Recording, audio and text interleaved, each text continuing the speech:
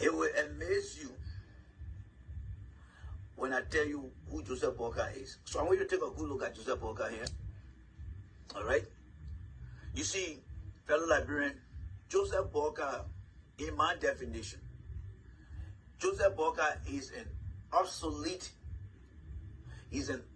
politician who doesn't fit into today's contemporary and social political environment. Copy that? Joseph Boakai is an obsolete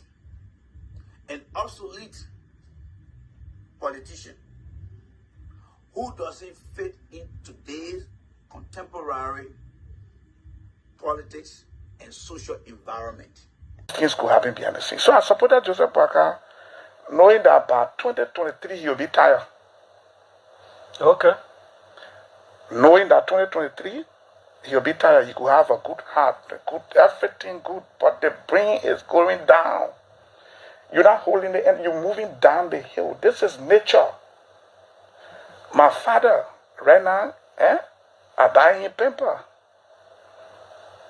Every day I gotta buy a paper. There's a man who bought me paper before.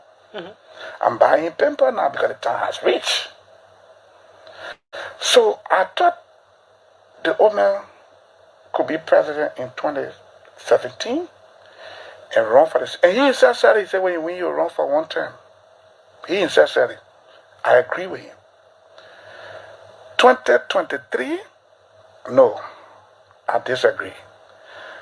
In my mind, he should rest, find somebody else. No democratic country in Africa can progress under political leadership or under political framework. Politics is not good for the progress of any country in Africa. Why am I saying this? I'm saying this because you and I have evidence. Since some of us were born, it has forever been like a clockwork with similar story.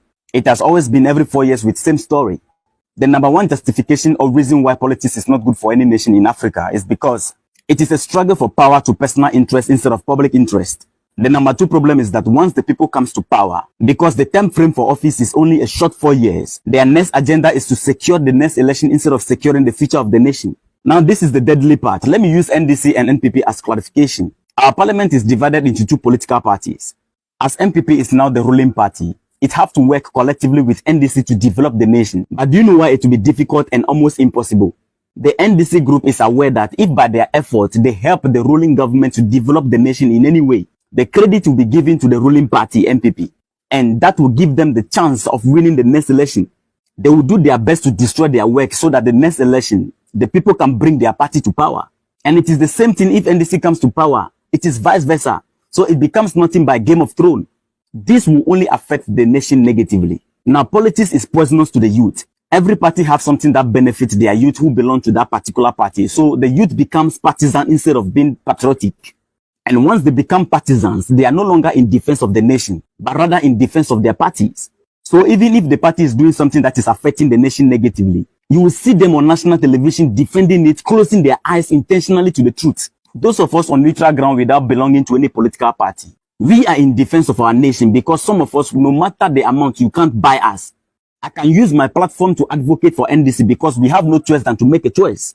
If they come to power and misbehave on this same platform, I'll blast them because our nation comes first before any political party. So in every 4 years, like a clockwork, we try to change the situation by voting. But the truth is that we are not changing the situation. We are only changing leaders with same mentality in different versions. What the youth need to understand is that the difference between all political parties is this. They are same soup with different meats. And the sad part is that this system leaves us with no choice than to vote old men whose brains are already tired. Old men whose body need to stay at home with their family and rest. We need young men with critical mentality, young men who have the country at heart. And not these old gurus. They are too old to get the job done. The next election is almost here and we have no choice than to make choice. I can vote NDC, you can vote CPP, somebody can vote MPP, but I tell you, none of them is an option. Good morning, Mr. Vice President. Good morning. You look very well this morning.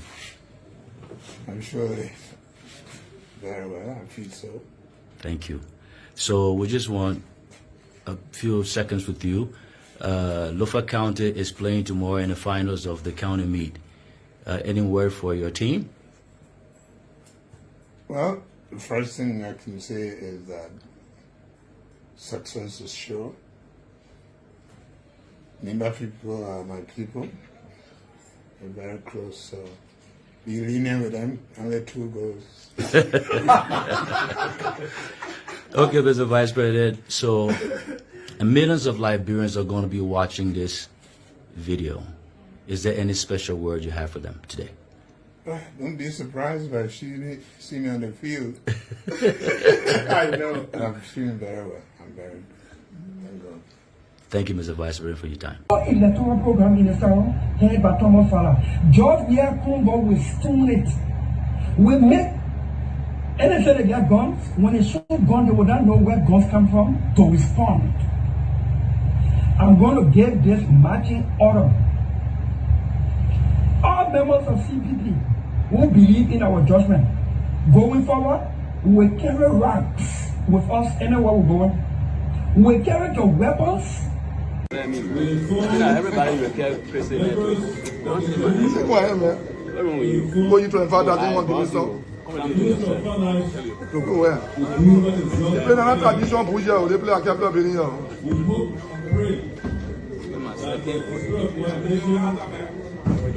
What is 25,000? We also pray in your pocket. In your pocket.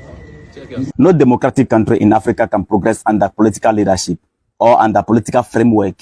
Politics is not good for the progress of any country in Africa. Why am I saying this? I'm saying this because you and I have evidence. Since some of us were born, it has forever been like a clockwork with similar story. It has always been every 4 years with same story. The number one justification or reason why politics is not good for any nation in Africa is because it is a struggle for power to personal interest instead of public interest. The number two problem is that once the people comes to power, because the term frame for office is only a short 4 years, their next agenda is to secure the next election instead of securing the future of the nation. Now this is the deadly part. Let me use NDC and NPP as clarification. Our parliament is divided into two political parties. As NPP is now the ruling party, it have to work collectively with NDC to develop the nation. But do you know why it will be difficult and almost impossible? The NDC group is aware that if by their efforts they help the ruling government to develop the nation in any way, the credit will be given to the ruling party, NPP. And that will give them the chance of winning the next election. They will do their best to destroy their work so that the next election, the people can bring their party to power. And it is the same thing if NDC comes to power. It is vice versa. So it becomes nothing by Game of Thrones. This will only affect the nation negatively. Now, politics is poisonous to the youth. Every party has something that benefits their youth who belong to that particular party. So the youth becomes partisan instead of being patriotic. And once they become partisans, they are no longer in defense of the nation, but rather in defense of their parties. So even if the party is doing something that is affecting the nation negatively, you will see them on national television defending it, closing their eyes intentionally to the truth. Those of us on neutral ground without belonging to any political party, we are in defense of our nation because some of us, no matter the amount, you can't buy us. I can use my platform to advocate for NDC because we have no choice than to make a choice. If they come to power and misbehave on this same platform, I'll blast them because our nation comes first before any political party. So in every 4 years, like a clockwork, we try to change the situation by voting. But the truth is that we are not changing the situation. We are only changing leaders with same mentality in different versions. What the youth need to understand is that the difference between all political parties is this. They are same soup with different meats. And the sad part is that this system leaves us with no choice than to vote old men whose brains are already tired. Old men whose body need to stay at home with their family and rest. We need young men with critical mentality, young men who have the country at heart. And not these old gurus. They are too old to get the job done. The next election is almost here and we have no choice than to make choice. I can vote NDC, you can vote CPP, somebody can vote MPP, but I tell you, none of them is an option.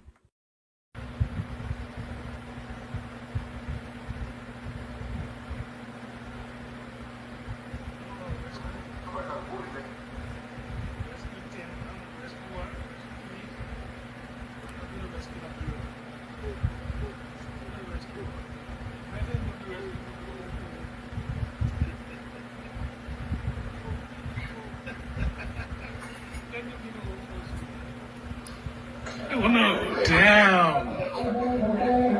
Alright. This on this way. And I will support. Protect. You've been up in the old folks' home. You go work in Liberia for money? You make enemies in Liberia.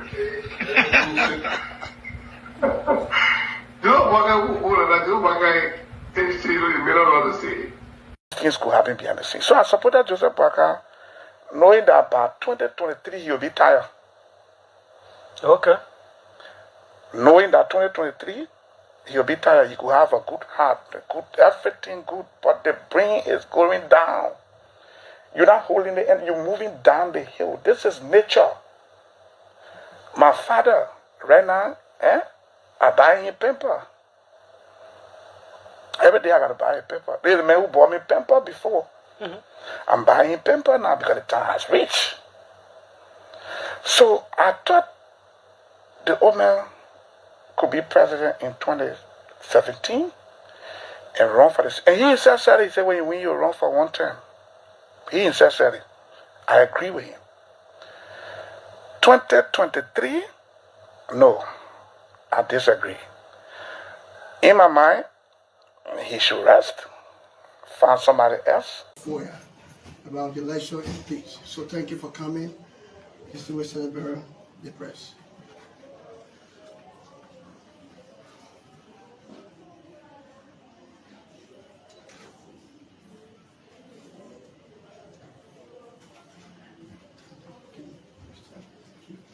Welcome, Mr. Former Vice President. Yes. Thank you. I'm not the one supposed to. Yeah, more or less just a statement about a statement about peace. A statement about peace and national government.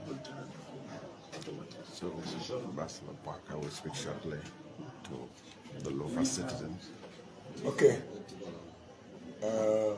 Gentlemen, I don't have a written statement, but you all are aware that we've been having a very, very, very tedious campaign going around the country. We cover many parts of Liberia, the western area, northern, and we are running out of time. So we are here in... Things could happen behind the scenes. So I supported Joseph Boakai, knowing that by 2023 he'll be tired. Okay. Knowing that 2023 he'll be tired, he could have a good heart, everything good, but the brain is going down. You're not holding the end, you're moving down the hill. This is nature. My father, right now, I buy him paper. Every day I gotta buy a paper. There's a man who bought me paper before. I'm buying paper now because the time has reached. So I thought the old man could be president in 2017 and run for this. And he himself said it. He said, when you win, you run for one term. He himself said it. I agree with him. 2023, no, I disagree.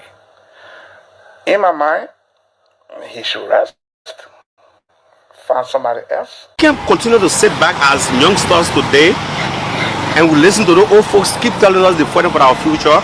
Wish you've been fighting since 1845 till now. You can't give our future. When will you deliver my future to me? In the rest.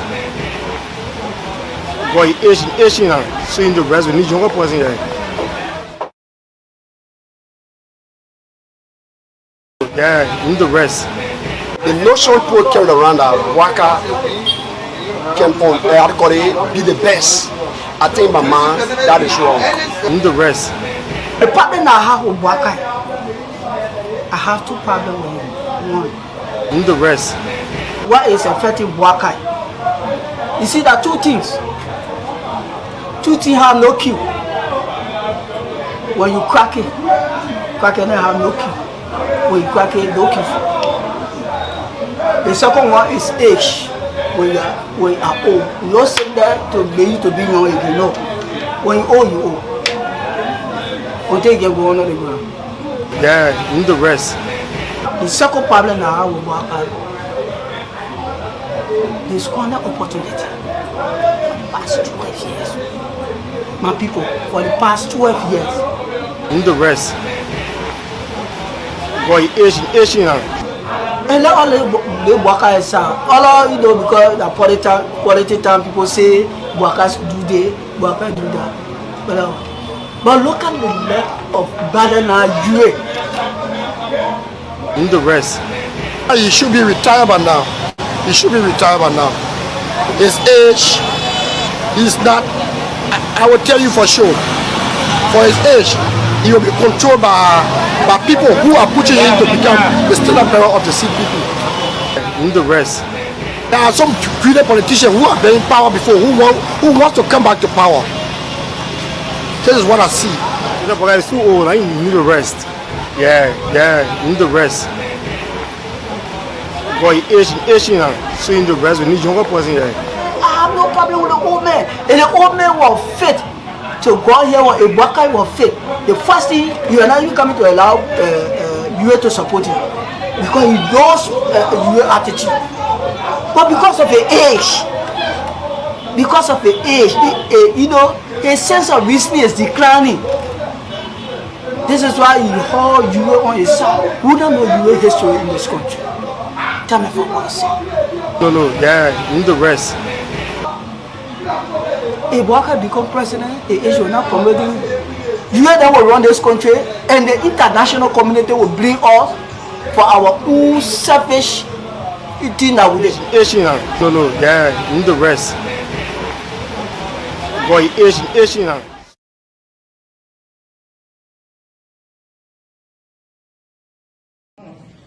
Sir, are you indeed well or sick? Do I look at somebody who is sick?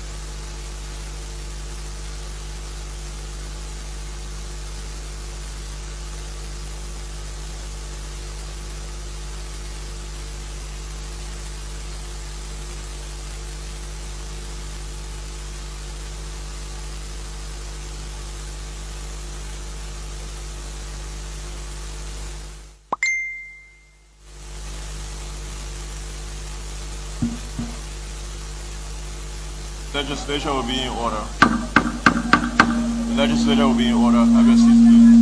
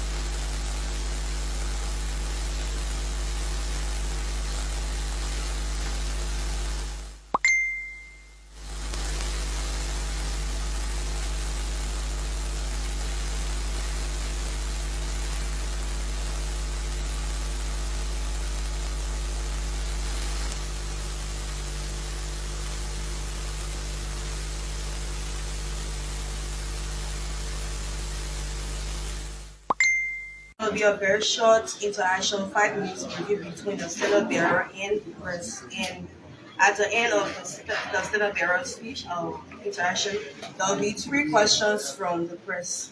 Thank you, Mr. President. And again, it is about the trip, sir, your impression and what you think that Nigerian people need to know about the rest. No, not statement. So what is it? You're just giving them your impression about the trip, and then they ask you a few questions. Let the first question go. So, Ambassador Joseph Nima Boakai. This is Cool FM. My name is Daniel Cool. The Liberian people want to know about how cognizant are you of winning Bomi County today as far as the visit? For me, first and foremost, my second county. I grew up right here in Tubman from childhood, and the people of this county, they know very well my roots here. And besides that, we have done a lot of activities here. And make them know that I'm very serious about the Tubman. We have discussed a lot of projects that we have in mind that will reactivate the economy here. And I have no doubt that people in Birmingham are going to vote for me over. So, I'm Jasper F. Andrews. I report for Talk TV Media Network. Per the visit yesterday we did in some communities and districts, how was it? How do you describe the turnout yesterday in the various districts and places we passed yesterday? Begin with the reception at the entrance. Immediately, personally, was very impressive. I didn't expect that. The crowd, and then we went right to the town hall. We had very good news. Everywhere we have gone, we've been received very well. The crowd has been overwhelming, and we here, and in fact, including last night, we went to supermarket. As late as we arrived there, the crowd we met there was not a crowd I was expecting. It means that the people are on board, and we want to express our gratitude for that, because they didn't need to be there that late. But to show you that we are loved, and they are very, very much ready to give us a one-round victory.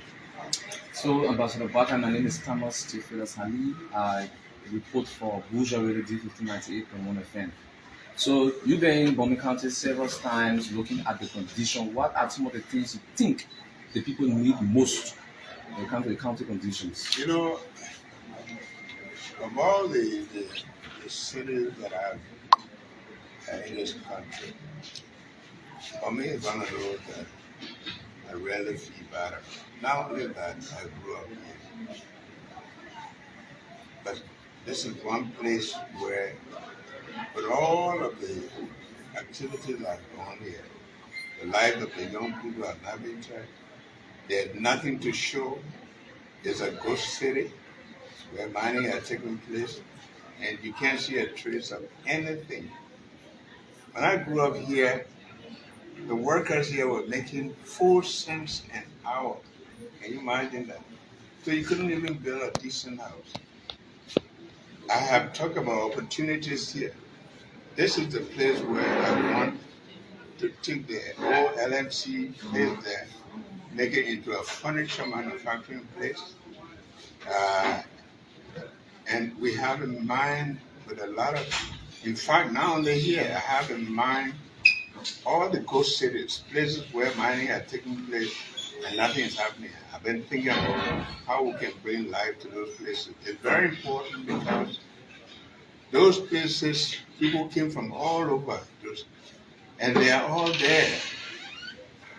There's nothing to do.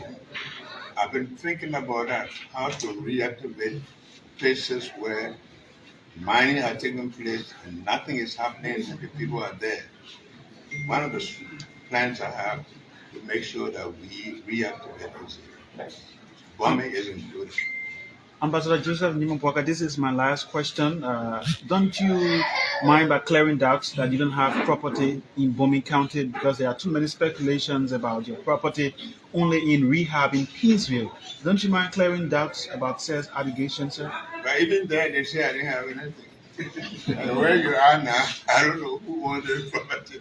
This is where everybody comes to take wedding photos and things. I own this compound, so I don't know what else you want to have in property. That ain't show me anybody who has property here more. This is my property, and I don't have to do anything to defend that. I own it. Okay, sir. Okay, so thank you. We'll come to an end of this interaction. Thank you so much for coming. But thank you so much, but I want to assure you that with God above, life will come to this place. And I mean it. I'm very serious about it. Thank you very much. Thank you very much. Okay, my name is Jasper Andrews. That was the standard bearer of the Unity Party, that Ambassador Joseph Imabwaka, giving it update. Also, thank you very much for watching. My name is Jasper F. Andrews. Thank you for watching.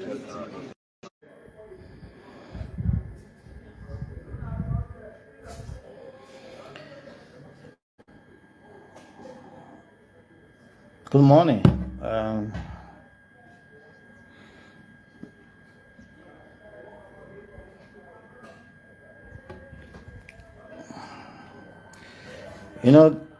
While browsing through newspapers, I came across the front page Africa. President Weah laments insincerity in CDC, leading to party's defeat.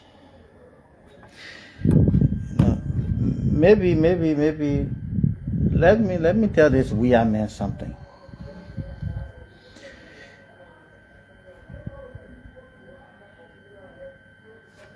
We have lost this election.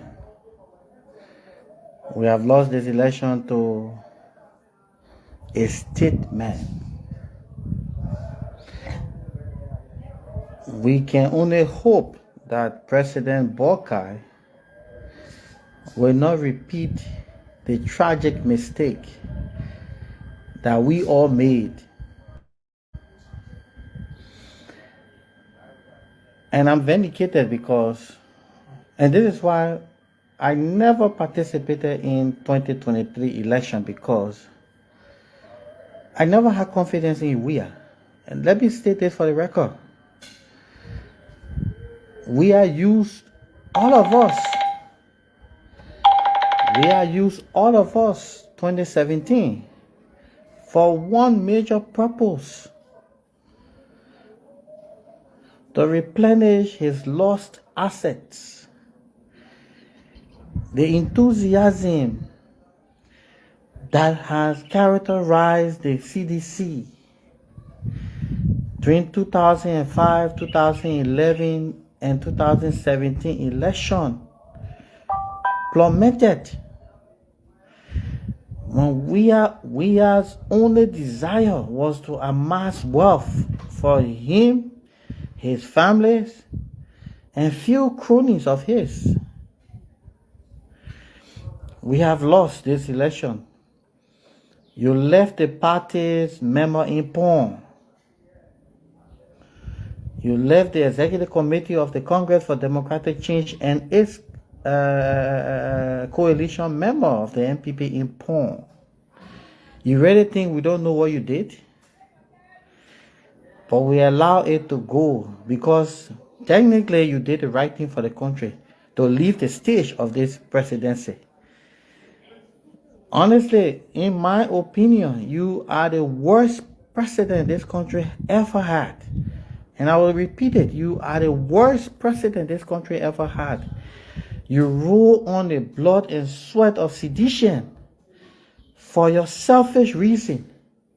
And then you hear stating that there were insincerity on the part of the party's leadership. You brave to even utter that word.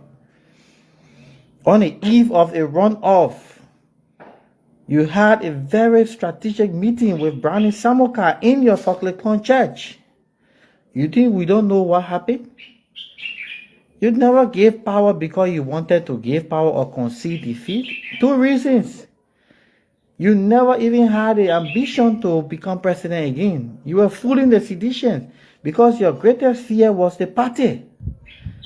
You fear that the party will run after you. That's why you pretended like you wanted to run in these elections. You left our young brothers and sisters in pawn, knowing very well the implication of a defeat. Hundreds of our members will be jobless because of their participation in identifying with you. You left them in pawn. Not every one of our partisans will have the ability and skills that we have to survive in the private sector. You left them in pawn. Who does that? 20,000 marginal vote without even allowing NEC to complete their process of counting. You conceded. Thank God you conceded, because Liberia would have sunk into an abyss had you won. People voted because of the love for the party. Not because of you, we are. You are a tragic failure. And then you blaming the party's leadership for being insincere. Who is more insincere in this political game? Who amass untold wealth unto themselves and their families? Who? Which one of the party's executive committee members amass wealth? Which one of them? Then you talk about insincerity. I have chosen to not bother you because I don't see your existence as relevant. But don't push us to the wall. Because if you think the opposition is your problem, CDC will be your problem. CDC will be your problem. CDC will be your problem. Don't come disrespect people of the party as being insincere. Who are you? You put a criminal sanction candidate in the race at the disagreement of the party. Huh? You think the party is a vehicle where few of you chose to ride to untold wealth? Huh? But your day will come. As a matter of fact, don't worry about yourself. The people say president got immunity. But I know your weakness. You can't keep money. In 2 years, you will get broke again. And then you will come act like the party is your private ownership. That's where the fight will start from. You will never ever run on this party ticket again, we are. Quote me. You will never be the standard bearer of the CDC. You are a phony. You rob the interest of the masses for personal aggrandizement. And then you come here and brave to utter words like insincerity. Insincerity. Look, I'm a professor, so I remain quiet. These entire elections, people were asking me, oh, why are you not visible? Do I look? I made a very great mistake by running your campaign 2017. Do I look like I will continue to be stupid to make a weird president in this country again? So foreign national can flag our diplomatic passport? Transnational criminals will be holding our diplomatic passport? Don't infuriate us. Don't infuriate us. We accept the defeat as a party. We will consolidate. We will look at the error, and you are one of the errors. We'll look at the error and rebrand the party. You're talking about you will not sacrifice the country. What are you trying to insinuate? That members of the party wanted to plunge this country into chaos? Are you all of your thinking? Huh? You are an ingrate. You are an ingrate. You are an ingrate. You pawn the partisans of this country, of the party. You pawn them. You pawn them. And don't even think you will use the party against the incoming government. It will never happen. We will have a smooth 6 years. Unless they too decide to do things like you, then we have to checkmate them. If Ambassador Boka governs well, the party will appreciate, because as we created the ambience for transfer of power under a conducive atmosphere, so will 2029 be. We're not going to generate chaos here because few people think they are smarter than the other. And worst of all, the person who didn't even know anything want to pretend to be smart. How possible is that? Then you come and want to insult members of the party that they are being insincere after amassing untold wealth. All of your family affiliates are all multi-millionaires. People who are not even Liberians. People who are not even Liberians are multi-millionaires from our country's resources, while our people remain impoverished. While our partisans, there is no glimpse of hope. The change you brought was change to transform Jamaica. And your in-laws, who were all tragically broke but are today multi-millionaires. Live in peace. Live in peace. We will rebrand the party. We will rebrand the party, but I can assure you, never again in the party's history that a George Weah will run on the party's ticket. It will never happen. You better start finding old car where some of us will be killed and put in with some grenade get it. Say we're having sex on Broad Street. You better start that plan. You are a wicked man. You are a wicked man. No, you really get me infuriated this morning. You are a wicked man. We are. You only think about your few cronies who stole for you, but their day will come in court. They will answer for the improprieties they committed against the state. They will answer for it. And this is why we at the level of the party will be very, very generous to embrace audit. Only that the audit will not be partial. All of those who gang rape this economy and the state, they all must face the full weight of the law. That is the only way true peace and reconciliation will prevail in this land. You come and talk about party being insincere. I don't blame you. I blame the likes of myself, who should have known better than to run a 2017 campaign for you. See what you have done to this country. Or because we member of the party we don't want to talk or see what you have done to this country. But we'll rebrand the CDC. We'll reconsolidate the party's executive committee. That leadership will remain. We will give the full support of the current leadership. You will never utter. Look, if we even have a meal, we'll remove your name from any document that has to do with the party. You are a sellout. You sold the partisans because you could not govern this country another 6 years. You put all those young men in pawn. But we allow you to go because we wanted our peace. Then you want to claim victory as if you brought the peace. You're the vehicle that delivered this country from chaos. See your trouble. That 2029 come. You will see who the real banana in this country. You think that nonsense you did right all the sweat of our party saying it will happen again? You brought in a criminal to run in Magibi. The criminal refused to bring back the people who he struck. Then you say the partisans were not.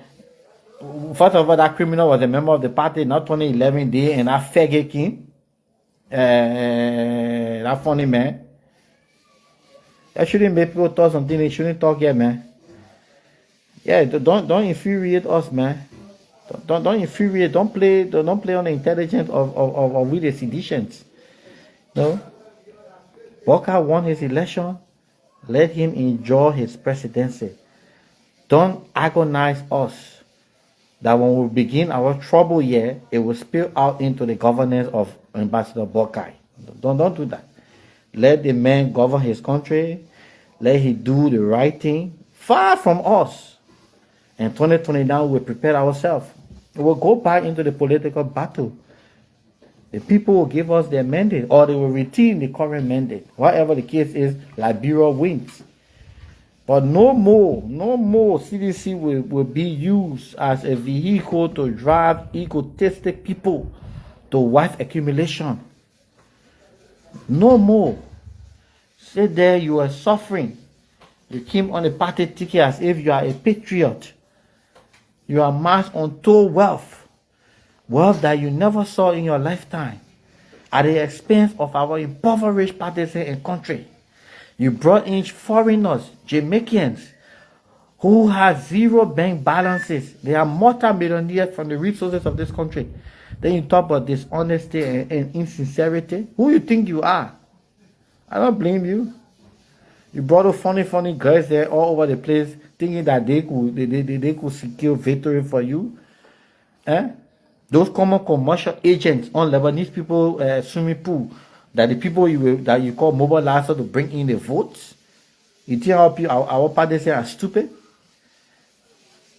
You never ran in this election with the hope of winning. Why did you form a campaign team that you never even give credence to the party structure? Why? Or because we don't want to talk, want to let go of everything? You are a ruling party. Look at the campaign time.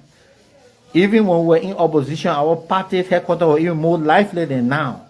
Because you undermined the support to the partisans, and they fought because they wanted to restore the image of the party, not you.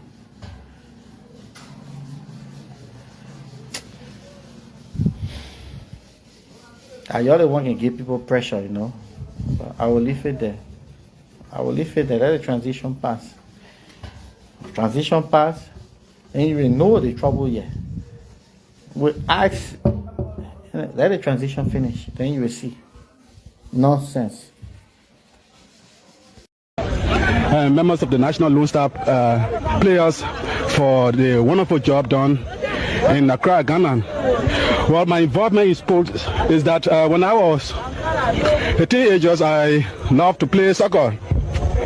And so being a national leader this time, I think it is expedient that we all, as patriotic Liberians, to support our national team so that whenever they are out of this place or whenever they are playing here, they will bring victory to the country and the people of this nation. So mine, being a soccer player, has nothing to do with my official responsibility as president of this country. Nevertheless, as chairman of the Liberian Football Association, it's also my equal obligation to do whatever in my power to support the national team. So this is one of my reasons of supporting and playing with the national team so as to encourage them so that when any other authority comes here again, they will not let the country down. I traveled with the national team to Ghana, and the Ghanaian press spoke highly of your involvement in sports. And one of the papers said if they had a president like President Doe, Ghana would go to the World Cup. What do you hope to see the Lone Star do? Well, I'm not. I don't want to be too optimistic for the fact that football is. You cannot predict football because you can never tell what will happen. Because as you can see, we have just been practicing with the team, and if the luck is there, you can win. It's not a matter of who play professional football. The lead chance God gave you, if you utilize it, you take the game. And so we can't say we will beat Ghana or will not beat Ghana. Any mistake you make on the field of play, you down. Finally, Mr. President, you seem every time you put in more time into the Lone Star, but sometimes we are disappointed, we are defeated. Why are you not discouraged? Why? I mean, we're not supposed to get discouraged because, as I said, it's a game. Whenever you go to play a game, you must expect to lose or to win. So I don't want to criticize anybody here, but if the past administration put more effort into sport in this country, like we are being far from now. But in the past, they consider football player to be Krona people. And this is a game that carries the image of the country all over the world. So I think it is about time that we support the national team so that they can bring victory home. By sitting in our air-conditioned houses and criticize will not help this country. So I think the only thing we can do to support the Lone Star is by giving them our moral and financial, political support as well, so that when they leave from here, they'll know that people behind them. And it is shameful that for a country like Liberia, 142-year-old, and we should be proud of our past records. So I think it is about time, and the time has come for the sports in this country to be improved and developed to any level compared to any other vigilante or any other soccer team in this world. Thank you very much. The president had earlier promised the Lone Star $10,000 on behalf of himself and his family. That pledge was fulfilled during the week under review when the Minister of State for Presidential Affairs, Mr. Alvin Jones, presented said amount to the Minister of Youth and Sports, Mr. Haven Grisby. 3 checks. The first check is for $10,000, which is the president's personal contribution from his family. Thank you. The next is a check of $300 from the Federation of Transport Union. And the other is a check of $500 from the General Manager of Samuel E. Incorporated.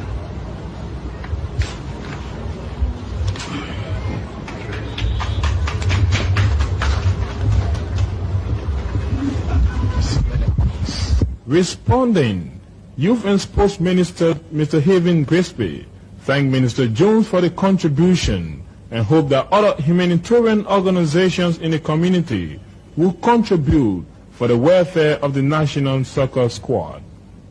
We'll do all that we can to develop sports because we see that he has great interest in the development of sports in this country. This shows the interest that the president has in the young people of Liberia.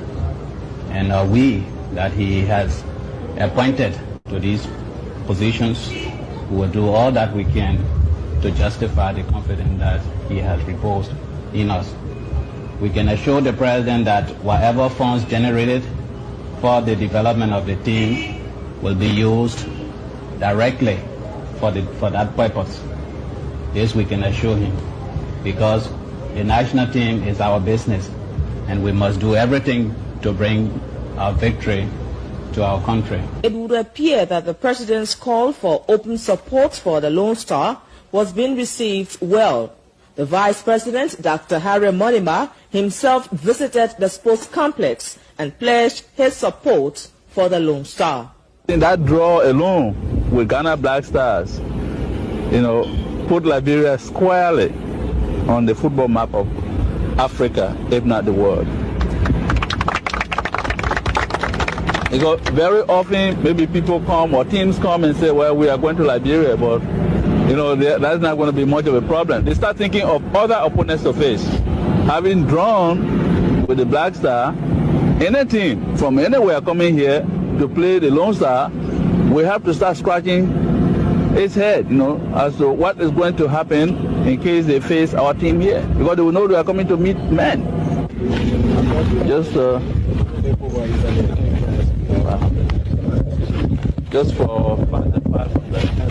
okay. Receiving the amount, Captain Mike Gibson expressed thanks to Dr. Moniba for the contribution and said they will do their best on the day of the match. We are not just wanting to play for Liberia because we can play. No, we want to play for Liberia and bring name to Liberia. And in so doing, we want the administration to send our places to train, to send our coaches to better areas of training. Let our players have insurance scheme. Let our players have some immunities that will encourage them to play better football. And so I thank you very much for coming to us. Thank you very much, sir. Also making contributions to were Senator Wilmot Hammond of Grand Bassa County, $625, and the sports. His Excellency, the President-elect of Liberia, just touched down, and as usual, he would like to interact with the press, and it's going to be very brief. From here, we are going to the church, the Echo Baptist Church, for intercessory service. Thank you.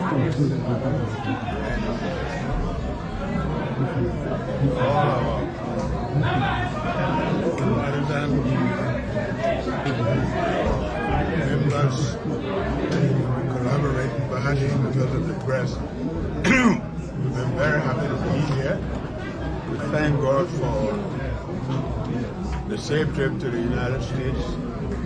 As you know, we knew what was ahead of us, so immediately we left, went to do our medical check, just walking and I.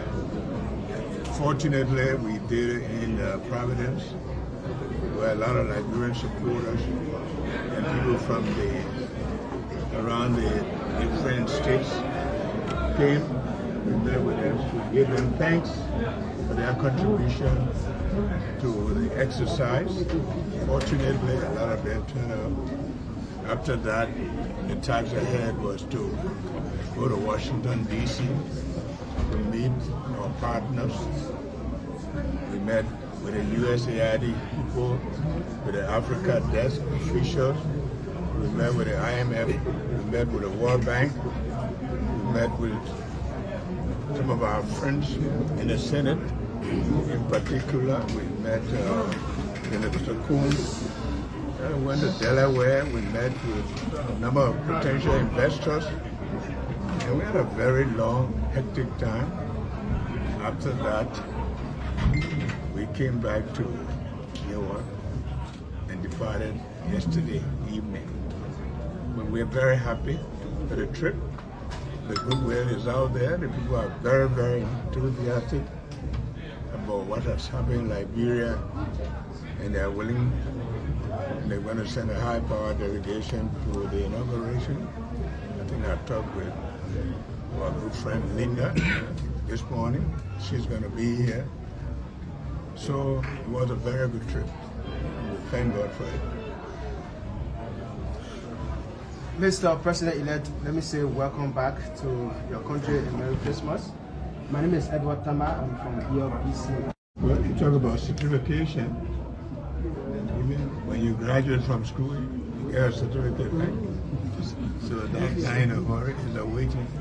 And I understand the schedule for Wednesday. Wednesday, sir, yes. We're going to get that. But we already have the transition team intact and the inaugural team. Both of them are working. Even while out of the country, we're in touch with them. So we know what is happening and we are guiding them. After that, the next thing will be the inauguration. And of course, it won't take long for what we call the State of the Union address. So we are preparing for all of those things.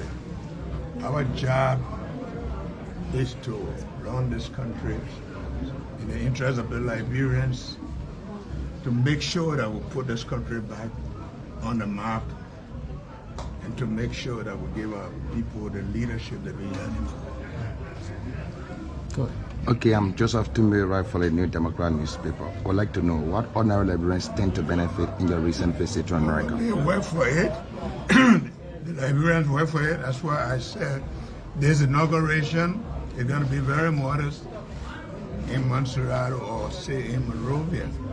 It's going to begin to tell the Liberians all over in all the counties that they work for the democracy, and they're going to begin to see a taste of it. The Liberians should expect a new Liberia for Liberians, and that's what we intend to do. Your Excellency, welcome back. My name is Diamond Slanger of Spoon FM and TV. Merry Christmas in advance to you. I heard you say you knew what the tax is, and you've already embarked on that. Would you see this exuberance of yours throughout your 6 years, especially in the angle of investment? Oh, you can be rest assured. This is Liberia for Liberians. And the Liberians have spoken to us. They told us what they want, and that's what I intend to deliver. And I'm so happy that they are on board. Look at the initiative they have taken to clean the city. Look how much they fought to protect the ballots. We cannot disappoint them. We are here to serve Liberia. Thank you. Thank you very much. Ladies and gentlemen, it's after his arrival, and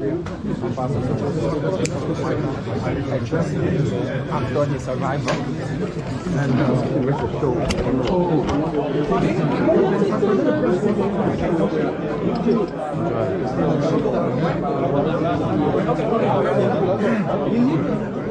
Jeremiah Let the press go. Let the press go. Let the press go.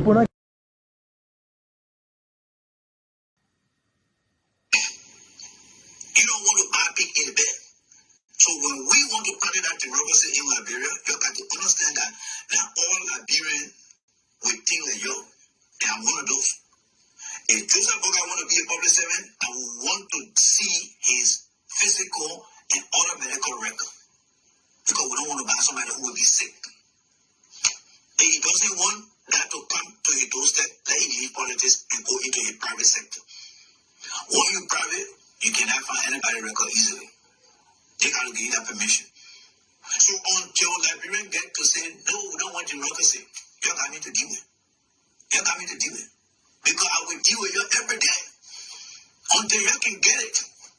We're not going to customize our democracy. No, right? We can't do this one yet. Let's do this one yet. No, that's how the democracy works in the country. I'm not going to take that. I'm not going to settle for that. We will. Good morning, Mr. Vice President.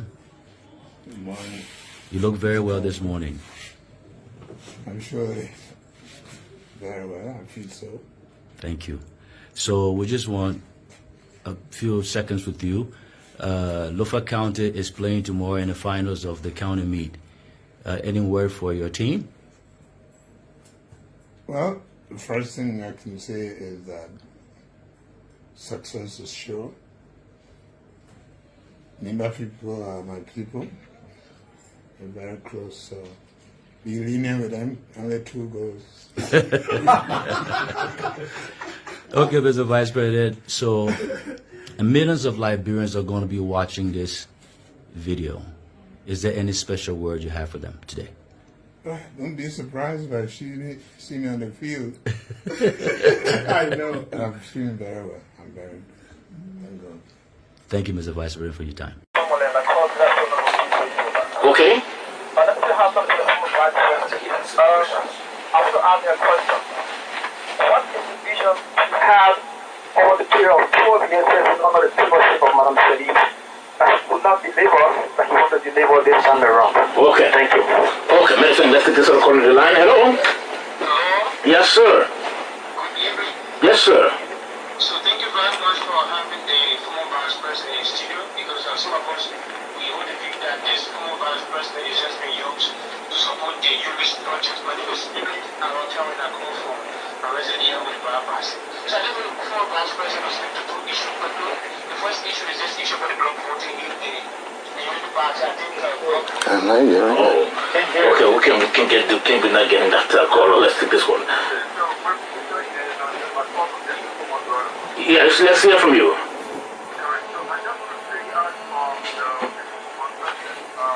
So can you hear it? Yeah. We can hear it. Okay, let's take this call on the line quickly. Hello? Hello? Hello? No, we can continue with this one. Yes, go ahead quickly. I don't know where you're calling from. Yeah, my name is John Doe from the county of Gambasa County. Okay. Yes, I want to ask a question. You asked the critical question, and he answered it, and he said for his end, he feels that relationship between him and Sharif is okay. And I want to know what his relationship now in terms of working in terms of after the presidency that both of them left, the relationship between he and the former president, Madam Sharif, because rumors have been around that they are not in good relationship. Finally, if the CPP primary, if you have to win the CPP primary, what are you still making to support the winner? Thank you very much. Many thanks. Let's take this call on the line. Hello? Hello? Hello? Okay, it seems that we're not getting on this line. Let's just take this line. Hello? Hello? Yes, your name and where you calling from? Thank you so much for having me, and let me appreciate the former Vice President in studio.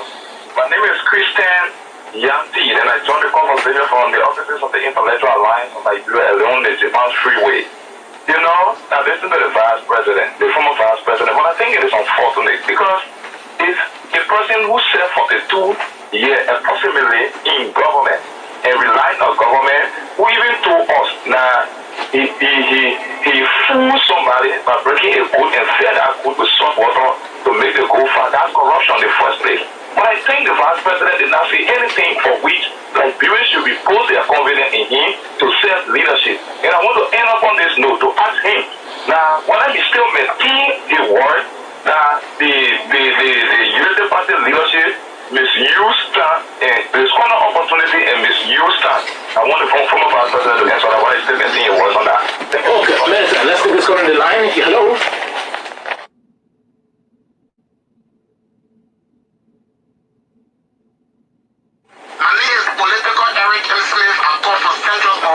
Okay. Yes, I just got one question to ask our former Vice President. Honorable Vice President, you served 12 years in Malawi government, and also you have been working in government for 42 years plus now. Is it right to become president before you can leave the people of your business, or what? Okay. That's my question. Okay. You respond to your question. He's taking notes. I'm sure you respond to your question. Hello? Good evening. Yes, sir. Thank you very much for the opportunity. I'd like to salute His Excellency, the former Vice President. My name is David Chie, and I call this evening from District 6 in Montserrat.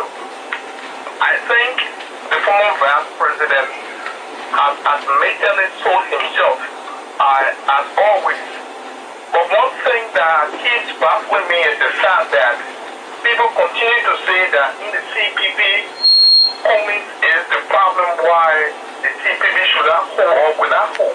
But this evening on this interview, the former Vice President has also openly said that he will not settle for anything other than the presidency or the scepter bearership of the CPP.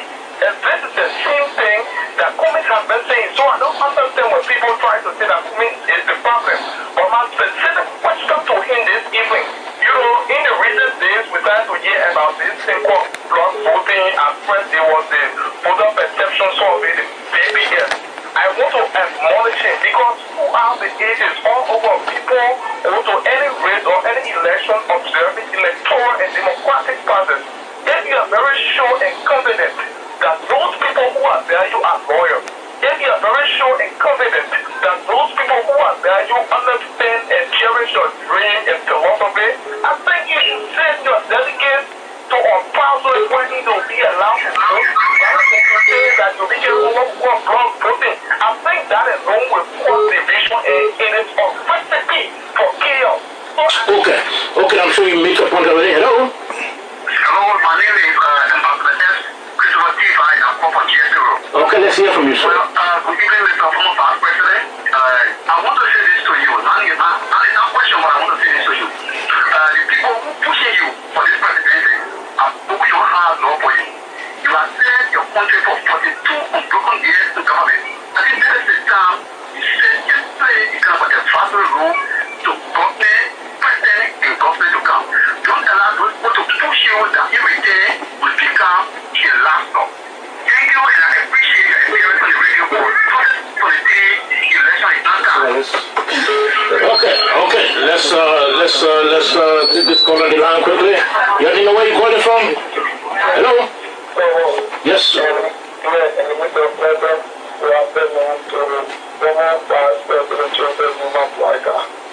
I am Emmanuel P. Boloti, and I'm there from the headquarters of the Veterans PA on the Secretary Housing Interim Committee. Well, I listened to Ambassador Joseph Human Flaka, and I think he spoke well. And I agree with him when he talked about there are some other challenges of the government, and he believes that it is normal to any other government in the country. But on a very serious note, I think some of the governorship in my opinion. For all indications, Ambassador Joseph Human Flaka, you have served in government for 40+ years.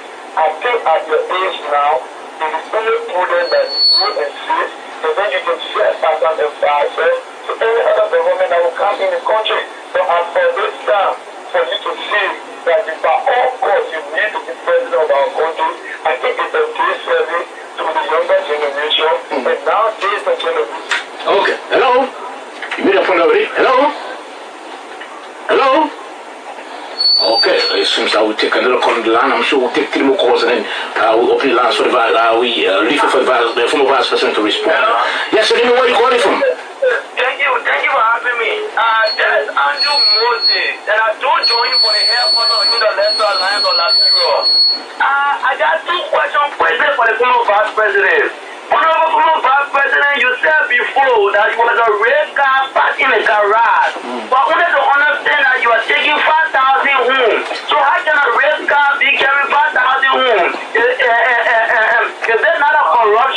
And secondly, I want to ask you about your pacemaker. You said to us on the 50-50 talk show that you have a pacemaker. So how do you think you can provide a better development for the country with a pacemaker? Thank you. Okay, so let's take this caller. Let's take this caller quickly, and then we'll go back to the former vice president. You know where you calling from? Yes, I'm okay. Good. Yes, Marco, let me say thank you for hello. I think I have a question for Vice President. Are you there? Yes, go ahead quickly. Yes, let's thank you for the show. I want to appreciate you and say hi to our Vice President. The best thing we can say to General Imam Baka is for you to be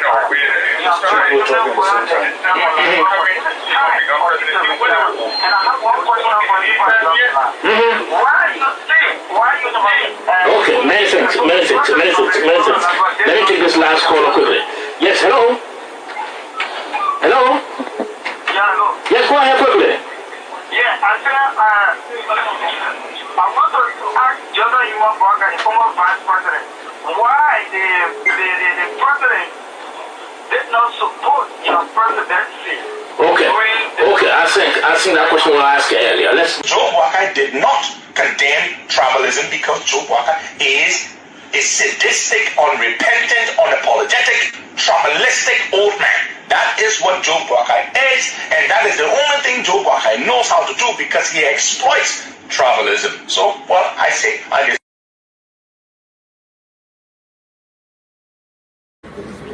Well, we are staying in Lofa County. Like I told you this morning, we are on our way. And, we've been going to towns and villages to interact with the people and disabuse the minds of Liberians that say Lofa County is the stronghold of Joseph Boakai. So, a young man just walked up to me and want to express his dissatisfaction on the speculations in Monserrado County. So let me get your name. My name is Amara M. Trawale Jr. Many people call me Master Warris, and I'm the chairman and the founder of the movement of the downtrodden youth of Bonjama District. So, and you walked to me very angry this morning, and what is the reason for that anger that you came to me with? I'm very desperate, even more than anger, because people sit in Monrovia there and say that this place is already controlled by the Vice President Joseph Boakai. That is a blatant lie. A blatant lie. You know, we the Levines, we are even disappointed over Boakai. We are disappointed in his leadership. What do you mean you are disappointed? Boakai being a man from Lofa County, and you being from Lofa County, then you say you're disappointed. Why are you disappointed? And that's the thing, in fact, that will mislead us, because he's from Lofa County, so we should vote him in even if he is not qualified for the position. You mean Boakai is not qualified? Well, qualification does not have to only deal with education. He got the education, but the experience to move this country forward, he doesn't have it, because he's been on board for the past 12 years. What he didn't do, you anticipate him to do something more than that? That's the area where the disqualification comes in. I'm not saying that he's not educated, but he is not qualified to move this country forward. And the kind of a conception, the kind of a mind the people have in Monrovia there, they sit and say, this place controlled by Joseph Boakai is lie. You know, you know very well, we were in Bakedu yesterday. I'm from Bakedu anyway. Oh, you're from Bakedu? I'm from Bakedu anyway, the Kodobone district. You know, you were there yesterday, and you saw the kind of momentum. You know, and even when George Weah entered the town a couple of days ago, the entire Bonjama was on fire politically. When Joseph Boakai came, this town was looking like it was even sleeping. You joking? You know, I'm not joking. I'm telling you something from the bottom of my heart. I'm a mastercratic leader. I control 315 members of 315 youth in this district. And let me tell you something. Joseph Boakai has no tangibles to point at in Lofa here. If anybody is daring me, let anybody come up and say Joseph Boakai has chicken horse in Bonjama here, not to even talk about building. You understand? You traveled yesterday to Kolahu. Okay, I was even thinking that I said, let the protocol not take the decision for George Weah to go to Fuya, because this guy couldn't come back. And that's the hometown road of Joseph Boakai. You saw the road. How it's horrible, very horrendous. You understand? The road is bad, to say the least. You understand? Charity begins at home. If this man cannot do anything for Lofa, he didn't do anything for Lofa for the past 12 years, what do you expect out of him? Let's not be joking here, man. Let's not be joking. You know, the driver can change, but the car will still remain. Oh, Madam Salim, Joseph Boakai, they form in the same predicament. We can't elect them for another 24 years. You know, what will we be doing? So you want to tell me that the only one that have the brain to run this country? So you say, what part of Lofa specifically you from? I'm from Kwaduboni district. Specifically, I'm from Marvin Gonedu. Marvin Gonedu is in the Kwaduboni district. It's one of the renowned towns in the Kwaduboni district. I'm not far from the home of Dr. Edward Bian Kesari, the founder of the Unity Party. Unity Party is for Lofians. But Lofians are tired with the Unity Party. You understand? If the Unity Party could have another driver, maybe the sympathizers of Unity Party could be much. If it had gone another driver. But the driver is still the same. So you say the Lofa citizens are angry with Boakai because you can't point out any tangible, one single tangible. Nothing of the sort. You know why? Joseph Boakai is associated with people who have already failed this county. You know. And who are some of those people? Even every time he comes here, the honorable, the incumbent, Honorable Mayan Bian Fofana. Honorable Mayan Bian Fofana, my own Madingo sister from Kwaduboni district, has failed this district. We were moving up and down behind her to 2011. But now she failed us and she wants us again to re-elect her. It can't work. Senator George Chengbe on the United Party ticket. Those are the failures that are behind Joseph Boakai. So I'm sorry, he's not going to go anywhere because the people of Labour County are disenchanted over their leadership. Let not somebody sit down in Monrovia and say Lofa is for Joseph Boakai. You'll be making a very grievous mistake. So what is your final message to the people? You got hundreds of people all around the world that are looking at you. This message could go even beyond what we anticipate. You understand? I want this message to go forward. Let it go through the length and breadth of this country that Joseph Boakai does not have any political control over Lofa County. Lofa is divided over the leadership of Joseph Boakai. You understand? The only thing people can say here in Lofa is that he served as the managing director for LPMC in normal days. That's not enough. 24 years in government, I still to be corrected, but I think he has spent more than 24 years in government. In 40 years. 40 years. What does he want now? Let him go back and build his home. Foya Tinga, I think that's the area he's from. Oh, from Foya Tinga. No road there. No road. You saw the road yesterday. Very terrible. No road. So how many years we should sit again for the Bangam and the Kama road to be fixed? We know that Josh Weah is the only option. The alternative choice to political freedom, social, economical freedom in this country, for us to get over this dodging, is not to re-elect any members of the Unity Party. Let us carry Josh Weah. I interacted with Josh Weah yesterday. I saw him. I said, but wait now. There is a man, so common man, like this. It means that when this man is at the executive marshal tomorrow, nobody will be afraid to go around him. You know, I was speaking to him. I said, you know, you were my friend. I'm sorry for that expression. No, but he's so too down to earth. And I'm not seeing a reason why we shouldn't give this leadership to Josh Weah. I don't know why. I don't know why. And this question seems to be very rhetorical. Why can't we elect Josh Weah to liberate us economically? The people say Josh Weah ain't no book. That's the reason why we're not. And you know why? I'm an expert in English. That's the reason why they call me Master of Words. When Josh Weah was speaking to people yesterday, because people say those things here and there that he doesn't speak good English, I was standing by his side, listening to the final pronunciation of his words. The ED, the SRED, the ZRED, and he got everything intact. This guy is eloquent. Very, very eloquent. Very, very eloquent indeed. I evaluated his speech.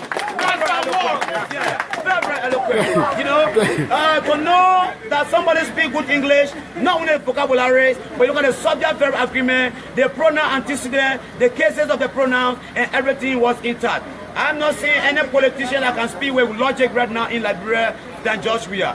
Not only the English, but the logic. The logic. So what is? We are on our way to Bakedu now, and I'm sure you will be with the team. Yeah. So what do you have to say to the people of Bakedu? When we get into Bakedu, you will see the rousing welcome. The ceremony will be very electric. Very, very electric.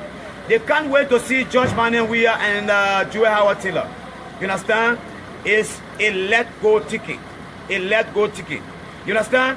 Kwaduboni, you know, people say it's the birthplace of the Unity Party. But the people in of the Kodogoni now, they are disenchanted. They are disappointed, in the leadership of those that are moving the Unity Party forward. If we had another travel other than Joseph Boakai, perhaps we will make an alternative choice. But in this case, Joseph Boakai being... But why you so angry with Boakai? Why are you so angry? Because he has not done anything for us. No, Abu, you've been here. Has anybody shown you in Fonjama here what Joseph Boakai has done? Look at, we're standing now seeing Zago Hotel over there. Before Zago became senator of this county, he had already made mark. He got tangibles to point at. But Joseph Boakai has not got even the slightest chicken house. Wow. Yeah, of course. Because to build a chicken house is not difficult. Just for a chicken to sleep. He doesn't have it yet. I know many people will get angry with me over the statement I'm making, but it's the truth. And if you were to interview another person, a logical person, I'm not talking about a fool, because only a fool will support Joseph Boakai. But any logical person will tell you that Joseph Boakai is not a political material to move this country forward, and the people of Lofa have not resolved to carry him. Everybody is divided. You understand? I agree, he got some supporters here, but he does not have an absolute control over this county. So let the people in Monrovia hear that, let the whole world hear it. I wish this thing could be extended on the Facebook, but people even it's already on Facebook. It's already people in the diaspora to even hear it. If you're hearing me now on the Facebook, everywhere, every part of the world, I'm telling you that Joseph Boakai is not a solution to Liberia's problem. It's not a solution. You understand? Yeah. Let us make an alternative choice. And that choice, brilliantly, is George Manneh. We believe he can move us forward. He has done it in the past, he can do it now, and he can do it in the future. If I continue talking for even the next 2 hours, I will not get tired to disprove the prove the weakness.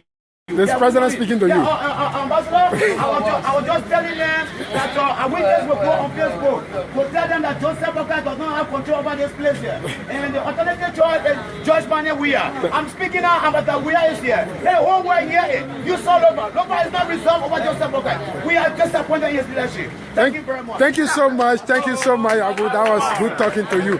It was nice talking to you. You listen to the guy there. You listen to the guy there speaking from Lofa County, and we've been saying this to you, and you need to understand. So I'll talk to you. I'll talk to you later. Baba, we are on our way to Kwadu Boni district. Thank you so much. Do you consider that as a weakness? Even your first people were pointing fingers that you've been creating a situation to damage the future of the young people in that community. Let me just tell you something. Even though in life here, if you're selling drugs, you can't even sell in your community. Yeah? If anybody's selling drugs, yeah, selling in the community, yeah, it's a CP man. Ah. Yes. Because in my community there, yeah, if I wake up in the morning, yeah, if I not go to my shop there, yeah, I go to my shop to clock and from there I come back to my house. So nobody no get it. When I enter my compound, it's finished. But many are saying you have been arrested on numerous occasions, but on the scene, actually illegal food. But today, I think they said they are happy because every people has arrested you and definitely they want to know that. I said I haven't been arrested before as a drug man before. I'm not a drug dealer. I haven't. This is my first witness. So what's the rules and regulations in your house? Do you accept anyone entering your house to do any kind of business? I said I have 3 people living in my house. So what's the rules and regulations? Who are they? Who are they? This is one here. But the bossman is not here. The bossman travel. So what kind of business or businesses do you allow people to do in your compound? No, nobody doing business from my compound. The people who are doing business, they can go to their business. So only 3 person live in your compound. You can see the step. When you go there, you see the step. But the drugs are actually from them in the compound of yours. No, they didn't find it in my house. Yeah, but in the compound. So the people were entering from me, not in the compound. So what's the rules and regulations in case someone wants to rent from you? What's the rules and regulations? So who are those that are living in that area where the drugs were found? So how long they've been living there? Have you taken any notice of they being involved with trading drugs? No, I don't mean I'm somebody that you have over 17 cameras in that yard. So have you not been able to monitor the CCTV to know what sort of business they do? If you place 17 cameras because you don't have a criminal to invade your area, and these guys are allegedly involved with drugs business. So have you not been able to follow know, the CCTV view to know what sort of business they are involved with? These people don't do it in my compound. I was surprised. So the camera was not able to pick up when they were taking the drugs to your compound? But even though they bring drugs, he can know. He can know. He said you place camera there for security reasons. Yes. To prevent shocks from happening. What you were trying to prevent that what you are finding yourself in today, right? So who is responsible for that? The people that support now, they're supposed to. The people are supposed to hold the people that find the suspect to their house. So, but the house is in your compound, right? I own the compound. Yes. So, what's the rules and regulations for your compound before a tenant get at the compound? My rule and regulation then that I told them that anybody that don't have business place cannot live in my place because I'm a businessman. So you are aware of the business that they are doing because they're selling hair. So they are selling, right? Yeah, selling what? Hair. Yeah. Himo hair. Yeah. But people are saying they also have liquor shop there. No, I don't have the liquor shop. Liquor shop. But all we've been talking today, you are not been talking about the liquor shop. You talking about an auto bar. No, but my liquor shop is in my house. But you been ever starting on the used car business that you do? You been ever starting on spare part business that you do? You have not. This is your first time. But that one is my woman business. That my woman is managing that one. The liquor shop at the house. Are you paying tax to the government? Yeah. How much do you pay to the government every month? How much do you pay to the government every month in regards to tax? It's a new business that we started. We haven't made 2 months on that business.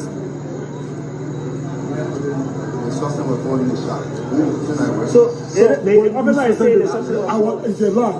It's a very big lie. It's a very big lie. So you're search everywhere. Keep following the lie. It's a very big lie. How you tell me say you find something on my shirt? So there's a video here, pre-recorded video, where drugs were being taken from your shop. So if that be made available in a court, then it should be hold liable? It's a very big lie. If anyone they say they pull on my shop, they bring in my shop. There's a pre-recorded video here. It's a very big lie. I was there to my shop the time even the search, the first search will come. The search, and everybody was there. I have a witness. It's a lie. I'm not a drug dealer. I can prove you anywhere.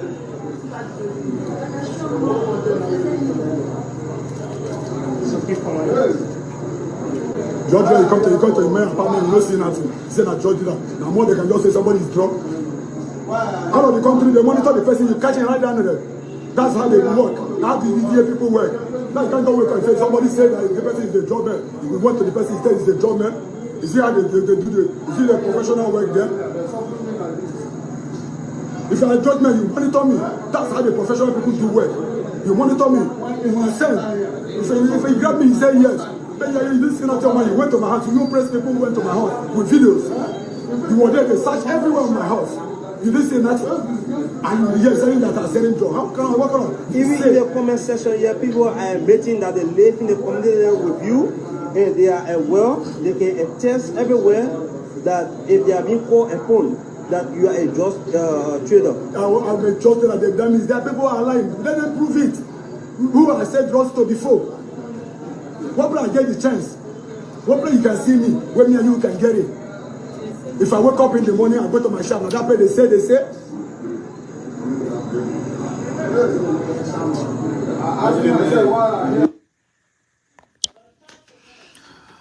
All right, guys. Those of you who said I was going to be on today, well, I cannot argue the fact that you were already right. That yes, indeed, I was going to be alive today. Or I was going to be live today. So here I am. I'm very much live here. And I would like to thank every one of you guys that stopped by and will stay here for us to have the conversation. All right? I want you to put on your thinking cap. When you look at that video and you look at the interaction, be very honest to yourself. Let both parties' sentiment aside. I want you to listen to the video, listen to the conversation, listen, feel the interaction. I want you to tell me, do you really think Liberia really deserves to be a place for people to live? Many of you guys have seen a lot of things around, right? Do you think such an investigation can take place in Sierra Leone like that? Do you think such an investigation can take place in Ghana like that? Even in Nigeria, this guy is from. Do you think that how they can investigate things? You know, that's something my wife told me today. I'm not going to do it. But what I wanted to have done today, to take the camera and go around the house and show you how many cameras do I have in my house here. How many cameras do I have in my house here? So that Liberian people back there can see it. You see, when I'm talking about natural illiteracy that were in our country. Some of you guys, I'm grateful that some of you guys are actually believing what some of us are doing here. But for your other brothers and sisters them who are in the wrong direction, this is nothing but humiliation. This is nothing but humiliation. That country is nothing but a complete garbage, a complete toilet hole, anything that what Liberia is. That country is nothing. It's nothing. The people that live in our country that are called themselves leaders, they don't work for shit. The people who put policy in place, they don't work for shit. This interaction is one of the most humiliating interaction I have ever seen in my life. Liberians should be taking our video down. Liberians should be taking our video down. They should be taking our video down. Every Liberian need to be very honest to take that video down, because it really put on display the highest stupidity, the highest ignorance, the highest barbaric and cromango, or whatever way you want to describe it. If that's what it did to us today. That's what that video showed to us today. My man, that country is going down. That country is going down. Liberian work for them. Listen to the journalists them asking questions. Listen to the journalists asking questions. Now you see all the platform your men can be on. You see how embarrassing it is? You guys that sit on the platform here, the strategy of approach, how to do things. You see, A.B. Krumah is nothing but a hustler. A.B. Krumah is nothing but a hustler. He does not have no clue. Absolutely no clue. You know why? We often talk about cause factor. We often talk about root cause, and we often talk about corrective action here, right? You know who are the cause factor for what we just saw today? The Liberian Senate. The Liberian Senate are the one that we are going to consider to be the cause factor on the platform. Cause factor are things that lead to an incident, an event. The root cause, there is no administrative, there is no strategy in place. Lack of strategy in place. It's what got a country like that. It's what got a country like that. Let's speak to the Senate then small first. You hire this guy. You didn't ask the man, or you never read to the man, what are the challenges that the DA is facing. Nobody in the Senate went and did a due diligence and said, okay, whoever the president going to appoint, we want to make sure that we clearly define, clearly explain to them what are the challenges that the institution is facing. All the Senate hearing, they did not inform you, the nominee, what are the challenges the DEA is facing. So when you are confirmed, how do you plan on solving the problem. A.B. Kroma got no understanding. The job A.B. Kroma has, it requires quantitative thinking, it requires strategic planning, it requires a roadmap. He has none of those qualities. None of those qualities. If that guy were in America or any kind of developed country, he would be off that post. Even the Senate were not going to cross him. Even the Senate were not going to cross him. Today, your country, my country called Liberia, the interaction over there is so humiliating that if our country was maybe 192, they will bump up beyond 192, will probably 193 out of the 194 countries in the world. That means we'll be one of the least countries in the world. One of the least countries in the world. Because when you sit there as professional person and you see what A.B. Kroma doing over there, you condemn it. People who are not informed, because what you see happening in Liberia over there is not political party thing. So don't get in argument with any political partisan. This thing is way high level. It's like when the World Bank, the IMF people go and meet our government, that level. And when the people meeting our government, do you see the party supporters and sitting down at the table? No. So that's how what A.B. Kroma is doing, that level of blunder, that where it can be discussed. So don't waste your time behind the party people that come here. They ain't work for them. They ain't work for them. All right? They ain't work for them. They are just like the door in the yard, you throw the bone, you go run behind the bone. So don't waste your time behind them. A.B. Kroma blunder is one of the highest mistakes that you have seen before. One higher mistake. The Liberian Senate need to re-engineer their nomination process. Because they will keep putting people out there that will keep humiliating and making ourselves shame. Somebody tell me here. Let's look at things from a common sense, right? Let's look at it from a common sense.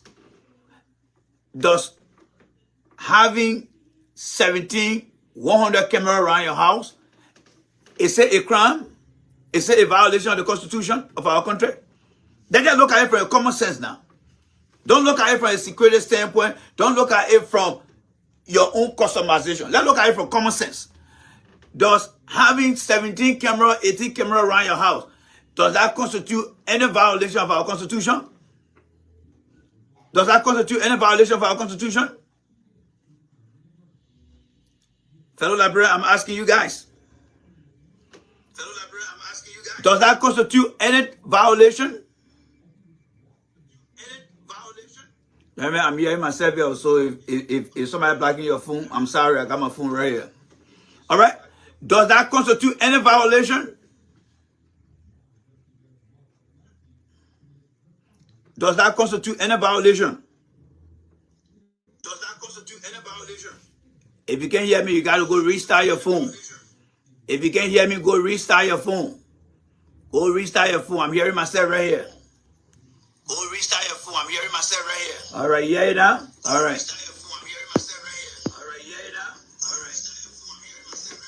So, let me get to there. Does that constitute any violation, folks?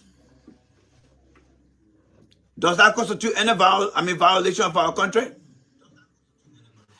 If somebody get or have 17, 18 cameras around their homes, is that any crime?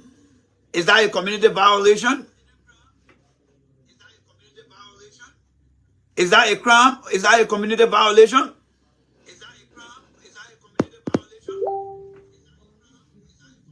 Let somebody answer me here. Does having camera around your house, is that 17, 18 camera, is that a crime? All right? Is that a crime? I blame the Liberian Senate. I blame the Liberian Senate for bringing the goddamn into the public to humiliate us here. A.B. Kroma got no idea. He is not administratively prepared. He is not strategically informed. He has no skill, nothing. Absolutely nothing. Let us go back to the, all right? Let us go back to the video again and analyze it, all right? Let's go back to the video and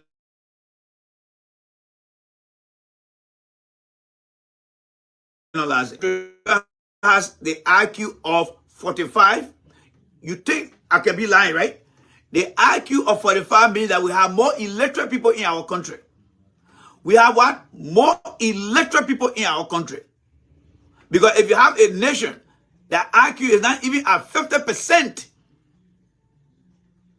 but 45%, people are not telling you guys how humiliating it is. Just think about it. You in a class, right? You got up to 100 to hit the A list. You got up to 70% to be in the passing range. But in the class, you got 45%. Do you see yourself going to the next class? Absolutely not. Take that same scenario and put that bro into a case. The people have done their due diligence. The people have determined that our current population back home, our IQ is at 45%. It's at 45%. Let me ask my man Monju here, and you guys are also welcome to answer the question. Monju, can you post for me what is the maximum IQ?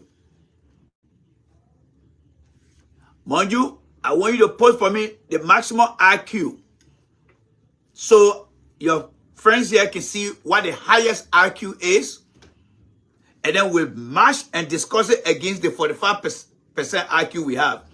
Anyone listening to, please do not hesitate. Post the IQ. What is the highest IQ? Post it. Because the thing we find ourselves doing today in Liberia, those things are measured against IQ. Those things are measured against our ability to learn. So somebody post it out there. It's not about political party business. When it comes to IQ, it's not about political party. It's about representing our nation, our country. So let somebody post the IQ for me. What is the higher IQ? And let's post it out there so we can see where we are with our 45%. Your country, my country, is living with the highest level of illiteracy. The what? The highest level of illiteracy. So as we wait for the highest IQ, let's go back and listen to the video again. Folks, they think I'll be very, very, you have to really think this thing. You have to think the thing here. The highest IQ, Benzema. All right? Some people say it's 263. Some people say it's 130. Even at that, a Liberia is at 45. Do you think we stand a better chance? These are some of the reasons our country is going down, my friend. That is why our country is going down. Let's play the video here for you guys here. Let's listen to the video here, folks.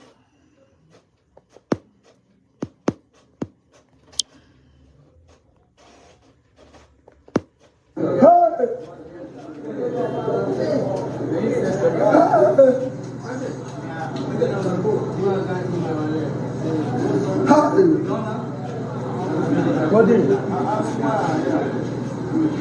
What are you here for? You asking me what you're here for? You can ask my boss, man.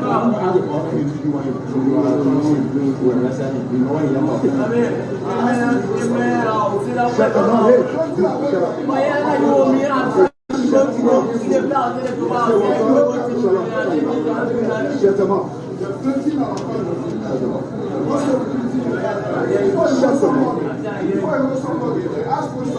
And if you see somebody trust, you say the person I trust, man. You come over to my house because for you inside my house, just cash. You don't see nothing from my house. Nothing you don't see from my house. You come and see me about rumor. Say the house will just spend.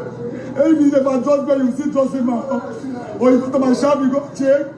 No trust, I don't sell in drugs. What did I do to them? Why people are coming simply like this? So you're not selling drugs while you have over 17 cameras around your residence? Did you hear that question? Did you hear that question there, folks? Saying you're not selling drugs, why do you have 17 cameras around your home? Fellow Liberian, please, let's have this conversation here. Let us save our proudness today. Do you think that question make any sense to you? Do you think, if you even record that question and pass it on to your kid in the country here, and ask them, say, can you listen to that yet? Just that phrase. Hear what some of your smart children will tell you. Did you hear that guy? What are you doing with 17 camera? You see the electricity now? The generation today is in an era that they are not prepared for. And it's so unfortunate that they are on Facebook where the world can see. Where the world can see. They are embarrassing you and me out here. They are embarrassing us out here. You got some friends then from other countries that understand you. They perhaps watching us on social media. So don't be going out there and be bragging. Don't be going out there and be bragging. The advanced level that Nigeria has reached, the advanced level that Ghana has reached, no Ghanaian press person will ask that question. They will not ask that press question. They will not ask that press question. None of them will ask that kind of question. Let's go into A again. Thank you, D Black. Thank you, D Black. Let's go by again. It's my private, it's my house. It's my private use. Why you put 17 camera? Camera is my protect. It's my protection. So do you don't trust the state security? State security is still working in my house. So the source that were taken from your house, how do you describe that? You come to my house and bought my whole place and see what the state security do. Did you complain to the national security? Yeah, I had the national security to go on the trip some things there. And you were present, you had the community dwellers celebrating.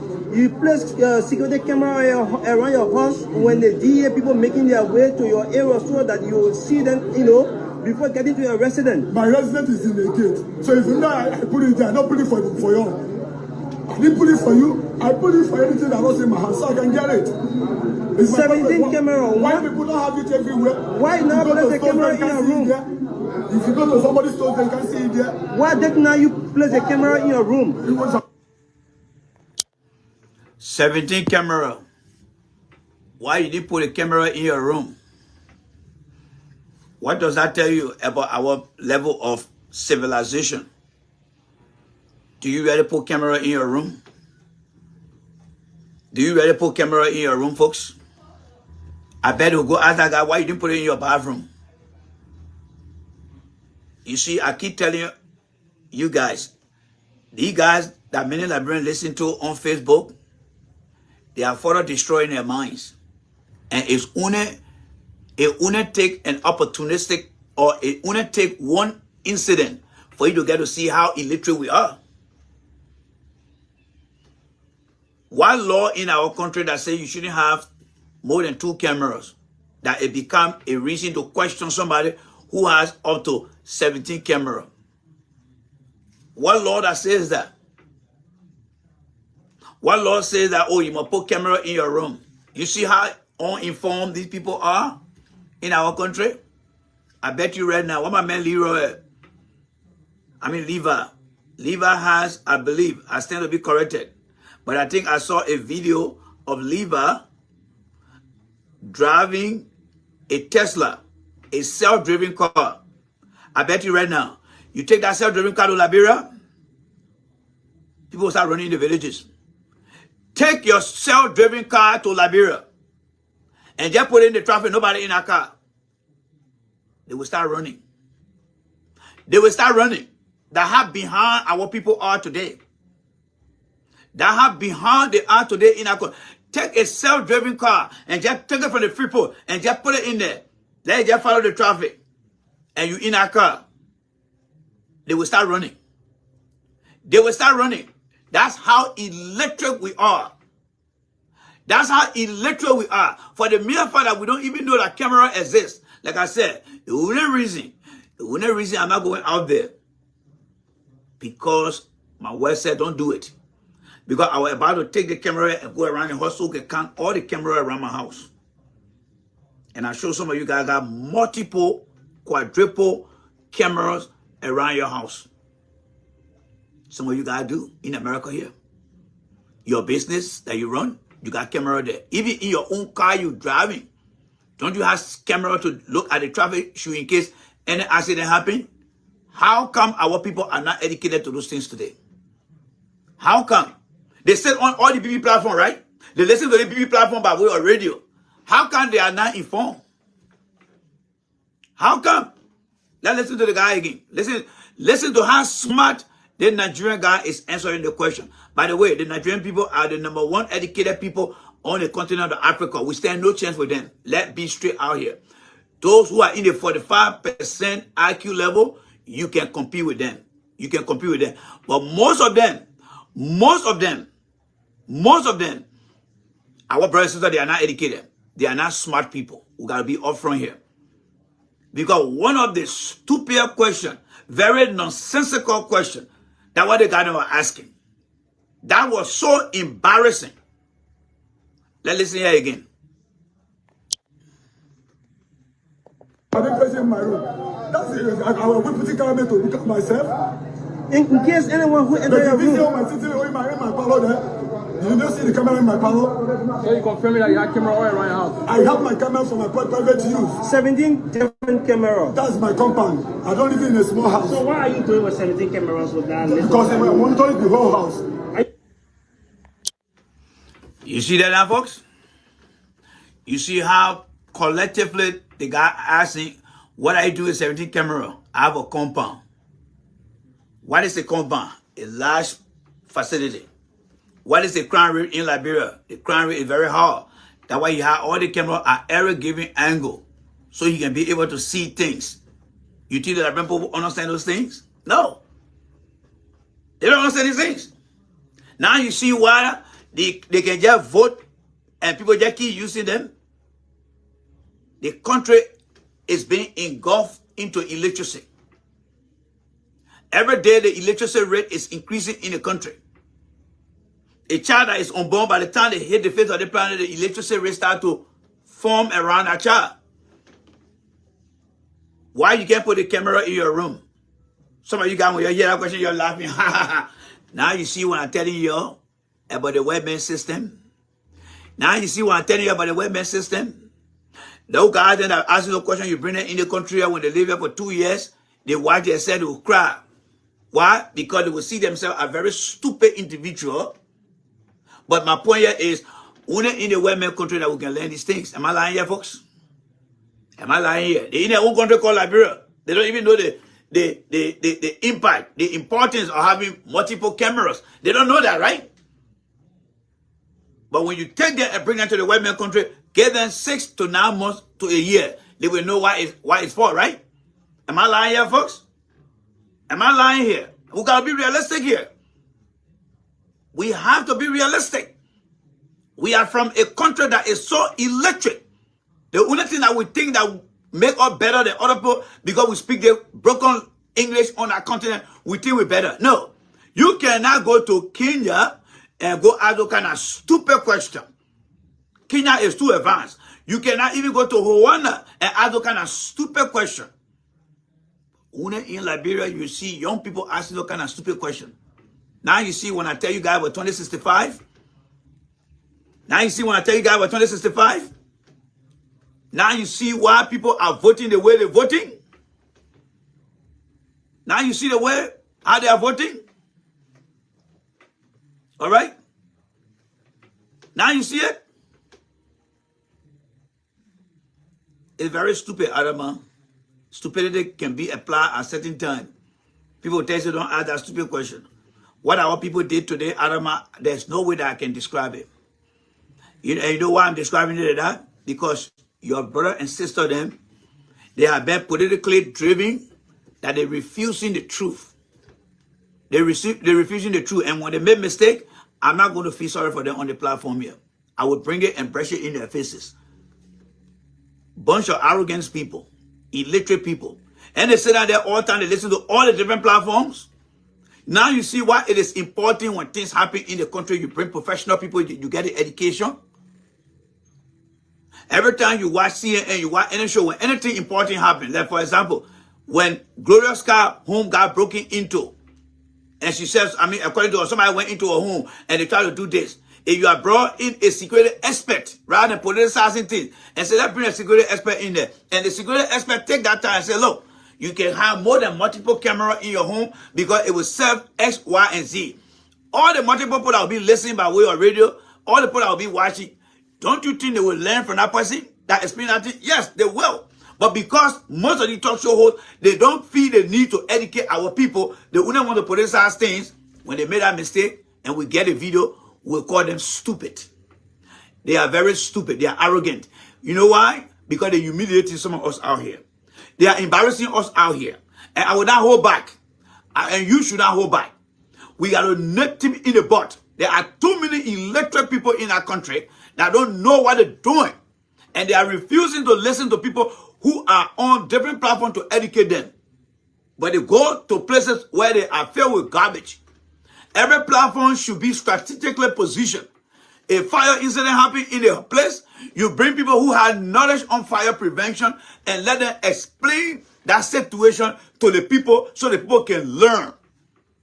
So next time when they recollect their mind and say, oh, I heard what that person said today. Well, let me go look in my home and see what I can do.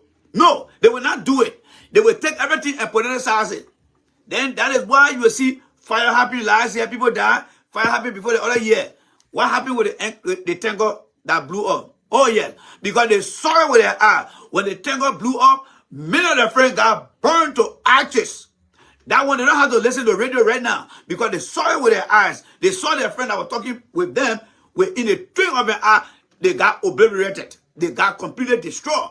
So what happened? They learned the hard way. So next time they see a tanker truck, do you think they're going to go there again? No. That is what we call experience, hands-on experience, eyewitness experience. They saw it, it happened. But if somebody were going to take their time and be explaining to them that all the other incidents that we have had as it relates to tanker explosion, if somebody had gone on the radio and started to explain to them, and they listen, they will say, wow, the casualty will be very minimal because there will be some that will take it in and there will be others that will not take it in, but they will have to learn. However it may turn out to be, you reduce the casualty, but they don't listen. And that's part of what we just saw here, folks. So let's go back to the video again. Let's go back to it. Now you're journalists and you're listening to them. Are you a security practitioner? A security practitioner. It's my house. I have my right to put a camera in my house. Do you have security guys at your compound? Security? Yeah. No, there's no security in my house. How often are you to place 17 cameras around your house? How often are you?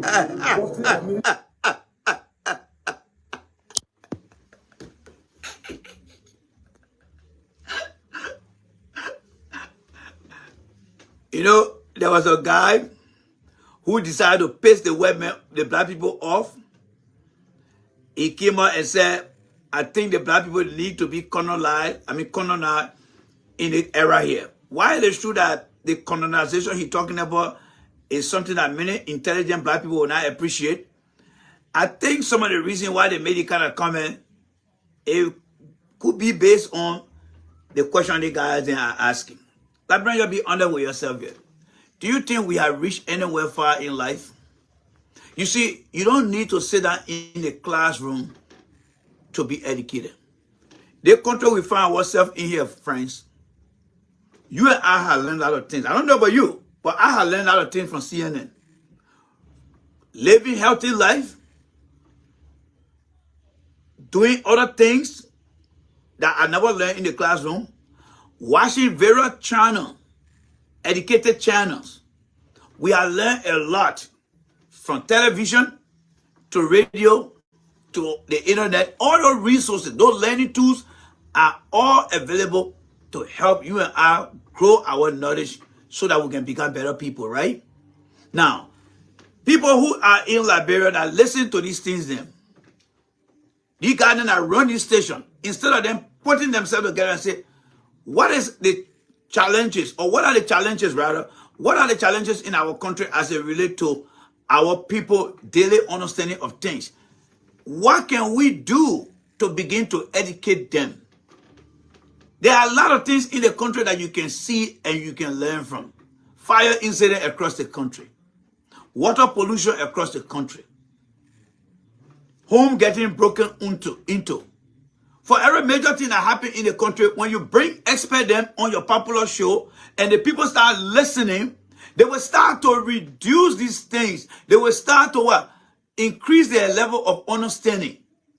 And they will start to decrease their ignorance level and increase their awareness level. But Liberians are more inclined in politics than anything else, even though they're not getting it right. If they come to the most populated things that they know in their head is politics. The other rest, just little one here, little things here. That is why oftentimes you will see the same incident happening over and over and over and over. This guy built his compound. He has about 17 cameras in there. Let's forget about what happened. We'll come to that later on. He has 17 cameras. Why do you think he has auto camera? Well, people today in Liberia put iron bar around their homes, right? People got still get to their door in Liberia, right? Why you think they're putting those things in there? Why somebody can go there? Like you and myself, when we leave from here, we go to Liberia. You see the man. Remember when the fence so high, all of that? The reason you're asking that question is because the country you're from, there are certain building code that tell you your fence need to stop at this level. There are certain fire code that tell you you can't put iron bar to your places. Guess what happened next? With all the restriction to save your lives, the security people come in and say, okay, if you cannot put iron bar to your door, well, here what we got. Aside from you having a carry-on gun, you can put security devices on your home. You can put it around your home. So that way when anything touches your house, the alarm will go off. When our people will ever reach that level, it's only when you start to educate them. It is a shame to see your fellow Liberians. And you're not get vessel, then you're not listening. You see, the root cause of why the guy are asking those kind of stupid question is illiteracy. It is illiteracy. It is the root cause of why those guys are asking those questions. And who are the contributing factor to those guys' bad behavior? The people that run the pickup platform. They are the ones that are contributing the negative mindset in those guys. Why? Because they listen to them all the time. They call themselves the pickup platform. They call themselves the radio of the day. So they listen to them. And nothing, absolutely nothing they are learning. Because they influence their political decision, right? Yes. Every time you listen to the radio station, people will call a familiar radio station. Oh, I listen to this from this. I listen to this. So then what are they teaching the people? Absolutely nothing. Let's go back again, folks. Let's listen to your man here again. Let's listen to them here again. Yeah. But I'm an importer. I bring so how much do you generate per month? What? How much is your income monthly? How would I be checking how much my income is? But yeah, is that necessary? Is that question necessary? Is that question necessary? What is your income? Is that question necessary? Is this guy on any audit? Why is he being chased out with that kind of question? My man, I learned to some of you guys. If the day someone go to Liberia, the cheek will be too much. Men and me, I go to Liberia, the cheek will be too much. I learned to some of you guys there. Yes. So we'll leave it at that. Let's go by again. Let's go by again. Let's go by and listen to it again. Let's go by again. So don't you calculate your profit? What? Don't you calculate your monthly profit? I didn't calculate it.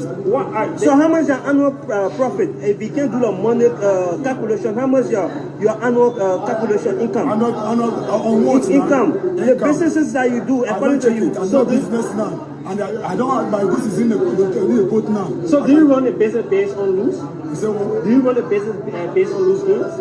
Do you run a business based on lose gains because you say you don't calculate profit?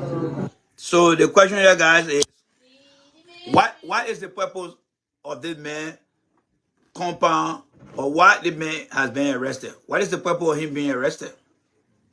What is the purpose? Because we hearing people, somebody talking about 17 cameras. Now it coming to what is the business, or I mean, what is the profit you're making? How much are you earning? So what is this? You see, A.B. Clomar is just another opportunistic guy who have been sitting in our country for over 6 years and only been hoping to get a job where he can earn himself some kind of money, but no plan at all. No plan. He led those guys over there, right? And look at the question you guys are asking those people. It seems to be that that video tells me that everybody over there seems to be in charge. And if everybody is in charge, who is in control? If everybody in charge, who is in control? He led those guys over there. The cup that is on that guy's hand, it was based on A.B. Kroma invading the man's home. And he opened up the door for journalists to come in and not asking questions that are directly associated with why he went in the home. You see how things can just shift? Listen to the question they're asking the guy now. Let's continue listening to it.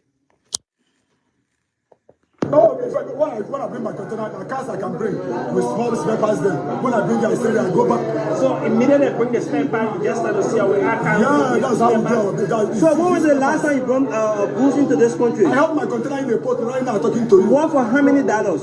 What almost $70,000. How long you been doing that business? I've been doing it about 15 or 16 years now. Is the community people aware that you are doing a car business? But I'm floating container steady over there. That's my business. You know, one thing I like about the country. One thing I like about the United States, one thing I love about this country is a country of law. That is why no matter how old you are, when you come from other countries, they encourage you to take your GED because they want to eliminate illiteracy. Which one of you guys right now will be able to go answer that kind of nonsensical question? First thing you're telling me, I'm not interested in answering any question from you. You guys are not journalists. Over here, somebody will say, you know what, I plead the field. I'm talking to him, and then we'll shit again. Excuse my expression. This man led the people in our compound. According to him, he said, oh, it's some type of drugs. Next thing you know, you questioning the man, you chastising the man about his financial affair.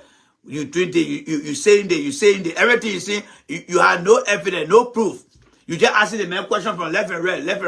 That we call rainy question, a rainy. When it rainy, every part of your body will get wet. That's the question they're asking the man.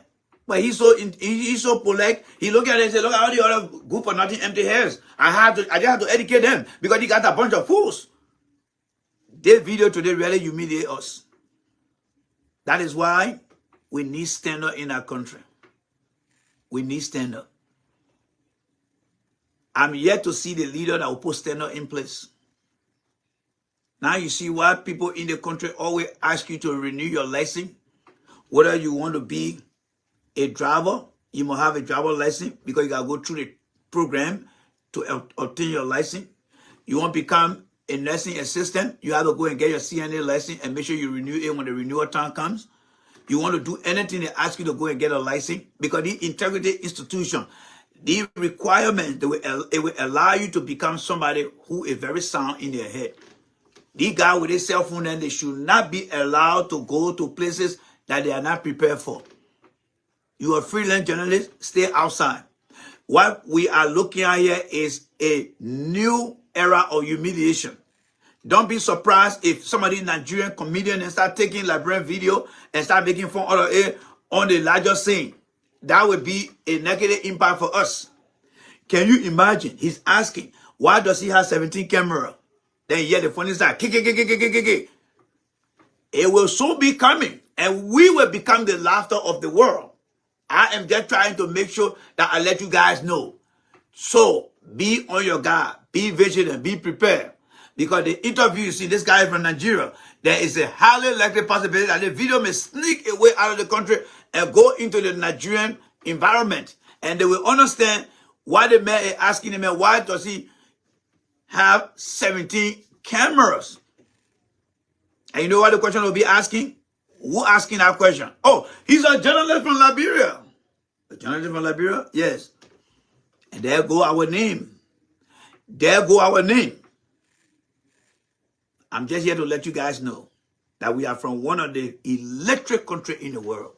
Until we recognize that we are so electric to the bone, we will overlook things that will harm us in the future.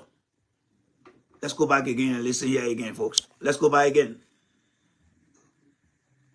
Oh, no, if the community people are aware of you doing car business. But you went over there, you saw my warehouse behind So them. why are they accusing you if you are doing car business, you know, that they are accusing you of selling drugs to their children? Why did I have my auto? Why any Nigerian man that is here that you all can call, you say that just men? So according to people that you do the auto car business for cover up. I said cover for what? For the drugs, the alleged drugs that you sell. The people that they tell you that I want to call one person and say, I Japan, giving drug before. Even people around here are admitting that you are a drug seller. So just because people admitting that the man is a drug seller, is that what A.B. Koba based his judgment on?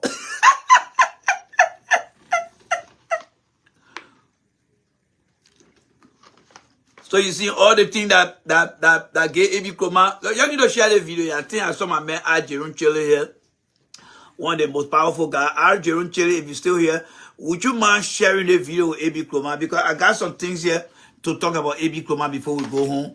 Because A.B. Koba is nothing but a big loser, a guy who failed to succeed in the U.S., sat down 6 years in Liberia, did nothing. The first job that he took on, he is already humiliating himself that he has no clue about what it means to be a DEA director. He going in the community, harassing people, embarrassing people, and then you got his people down there, sitting down there, asking all those nonsensical questions.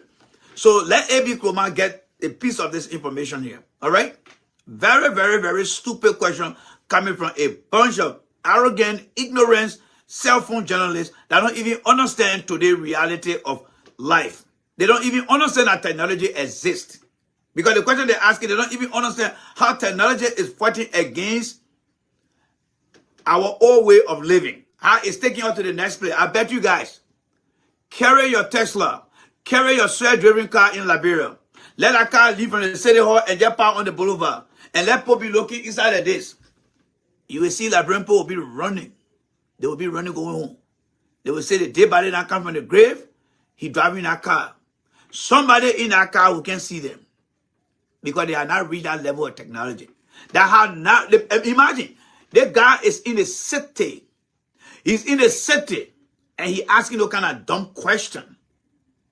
A very stupid question. What more you think about other people who are not fortunate to listen to this thing?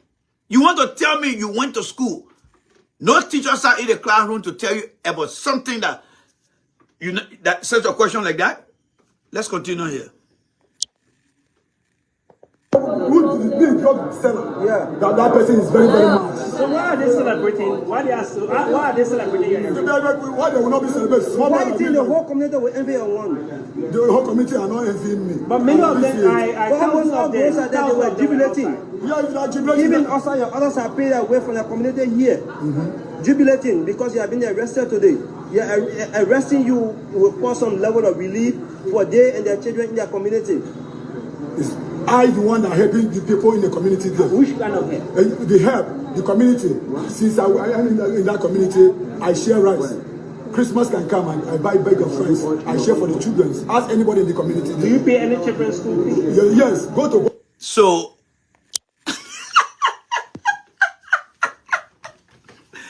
they are interrogating the guy, his contribution to Liberia, his financial standing. Nothing got to do with drugs business though.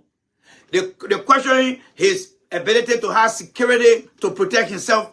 They're questioning him. Now they're coming to whether he is a philanthropist. Oh, are you paying people school fee? You see how the guy made that decision in the country? So those are all that are not paying school fee. We are not considered to be valid in the country. We have no grant in the country. Are you paying school fee? Are all the questions necessary, folks? Let's be honest here, folks. I'm very glad that you guys are here to be a witness for some of us here. That country is very illiterate. Now, think about what you have learned in this country that Liberia are not aware of. If the guy on the street, the Irish guy on the street is asking a nonsensical question, think about what you have learned here, your understanding of things. And then you went back to Liberia.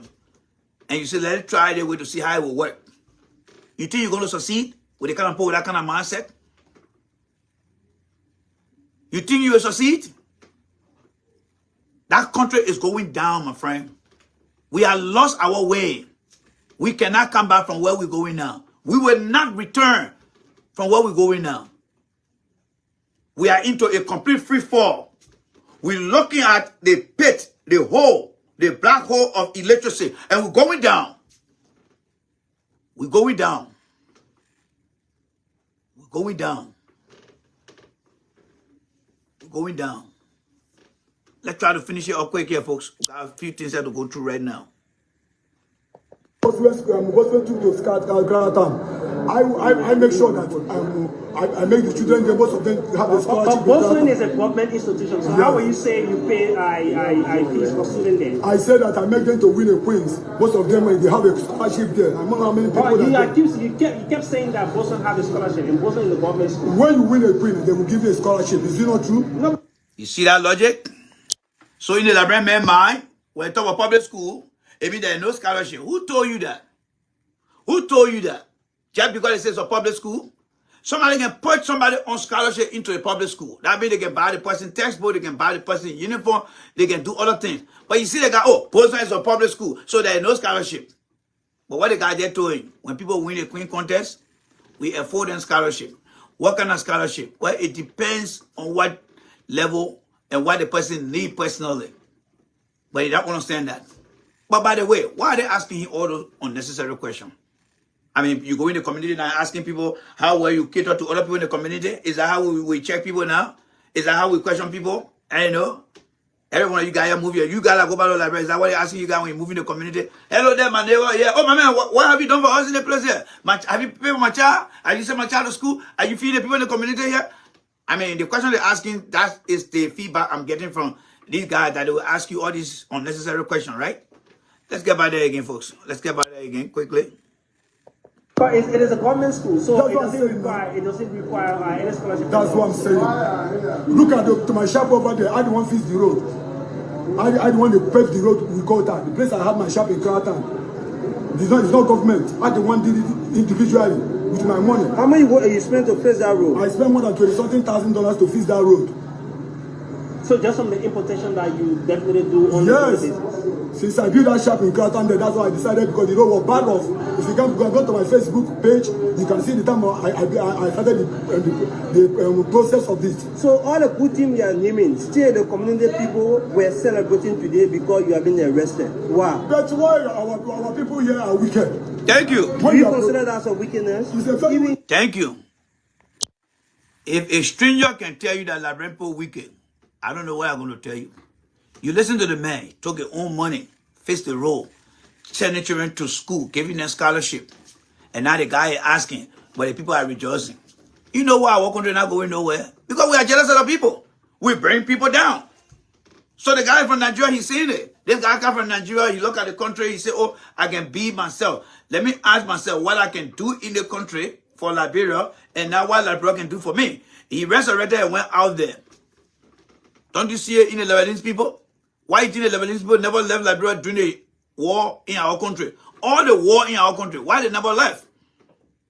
Well, one time I remember we used to go across the bridge. When we used to work with one Lebanese guys and send money. The Lebanese guy asked the man, I said, why you can't go back to your country? The man said, the war that we see here is not compared to the war in my country. We stay here.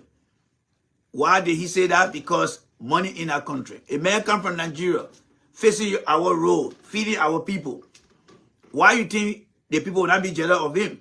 Because that's what Liberians, many of them, are about. They are jealous of things that people try to accomplish. So are you surprised that they will not be doing that? Yes. You think all the guys that came to power, why you think they came to power? They can't to change anything. They were just jealous because the other guys in the CDC, they were selfish too. They put the mat under the table so that when the rescue try from the mouth, they would take the mat and just roll the mat up and carry the rescue and dump it in another boat and eat it up. So they got into, they saw the need, they said, okay, we'll try to create an environment that will give us the opportunity to go after the guys and get rid of them. It's nothing the guy wanted power for, but just jealousy, jealousy, and jealousy. And that's why they're not doing anything in our place. A.B. Kroma is not fit for that job. Those of you that follow me here, I said it from the beginning, that A.B. Kroma is not fit for that job. Let's listen to the last year, and then we'll come and then we'll discuss what the DEA currently face, what are the strategic plans that need to be put in place, and what A.B. Kroma does not understand that he's doing. I have no malice against A.B. Kroma. He's a Liberian. I like him, but he is not the right person for that role. He is not. He is not administratively strong. He has some operational skill, but as far as administrative skill go, strategic planning, setting goal, objective, AB has no clue in those things. He has no clue. He's not an administrative person. He is a guy who you tell, he said, my man, yeah, take the car here, go to the water side and come back. That's all. Take the car, go to the water side and come back. That's the kind of person AB is. But to say, my man, yeah, let's design the different role plan. How many miles per hour? What are the safety signs? AB Kumar is not in that department. That is why you see AB Kumar out there, going out there and just taking a very unplanned approach. Very unplanned approach. But we'll come back to that. Let's just look at the video here again for the second time. I mean, I would say for the last time. Your first people were pointing finger that you've been creating a situation where, to damage the future of the young people in our community. Let me just tell you something. Even though in life here, if you're selling drugs, you can't go sell in your community. Yeah? If anybody's selling drugs, something in the community, it's a CP man. Yes. Because in my community there, if I wake up in the morning, if I don't go to my shop there, I go to my shop to grab them. From there, I come back to my house. So there, nobody no get it. When I enter my compound, it's finished. But many are saying you have been arrested on numerous occasions, but on the scene, they have actually used their food. But today, I think they said they are happy because every people have arrested you and definitely they want to know that. I said I haven't been arrested before as a drug man before. I'm not a drug dealer.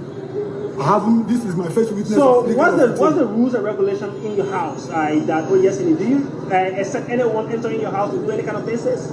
I said I have 3 people living in my house. So what's the rules and regulations? Who are they? Who are they? This is one here. But the bossman is not here, he goes to travel. So what kind of business or businesses do you allow people to do in your compound? No, nobody doing business from my compound. The people who are doing business, they can go to their business place. So only 3 persons live in your compound. You can see the step. When you go there, see the step. But the drugs are actually from them in the compound of yours. No, they didn't find it in my house. Yeah, but in the compound. So the people were anything from me, not in the compound. So what's the rules and regulations in case someone wants to rent from you? What's the rules and regulations? So who are those that are living in that area where the drugs were found? So how long they've been living there? Have you taken any notice of they being involved with trading drugs? No, I'm somebody that if I you have over 17 cameras in that yard. So have you not been able to monitor the CCTV to know what sort of business they do? If you place 17 cameras because you don't want a criminal to invade your area, and these guys are allegedly involved with drugs business. So have you not been able to follow, the CCTV view to know what sort of business they are involved with? These people don't do it in my compound. I was surprised. So the camera was not able to pick up when they were taking the drugs to your compound? Even though they bring drugs, he can know. He can know. He said you place camera there for security reasons. To prevent shocks from happening. What you were trying to prevent that what you are finding yourself in today, right? So who is responsible for that? The people that are supposed to hold, the people are supposed to hold, the people that find the suspect to their house. So but the house is in your compound, right? I own the compound. Yes, so what's the rules and regulations for your compound before you tell us get at the compound? My rule and regulation then that I told them that anybody that don't have business place cannot live in my place because I'm a businessman. So you are aware of the business that they are doing because they're selling hair. So they are selling, right? Yeah, selling what? Hair. Yeah. Human hair. Yeah. But people are saying they also have liquor shop there. No, I don't want to have the liquor shop. Liquor shop. But all we've been talking today, you are not been talking about the liquor shop. You talking about your auto bar. No, but my liquor shop is in my house. But you been ever seeing the used car business that you do? You been ever seeing on spare part business that you do? You have not. This is your first time. But that one is my woman business. That my woman is managing that one. The liquor shop at the house. Are you paying taxes to the government? Yeah. Now, guys, I think we have seen enough, and it's just up to me now to at least try to put my 2 cents in. Liberia is a country that operates with no rules. From the way things are done in the country and the way we see things are being done, there's no doubt in my mind that our country operates on what I describe as unwritten rules. We got no standard of how things should be done. We got no process of how things should be done. How many of you guys now that have forgotten that this guy got arrested for drugs? And where is the A.B. Kloma man who arrested this man? That he left the man open up to journalists to be asking all those stupid questions. Where is this man right to say you shouldn't bother him? This is not about any type of audit.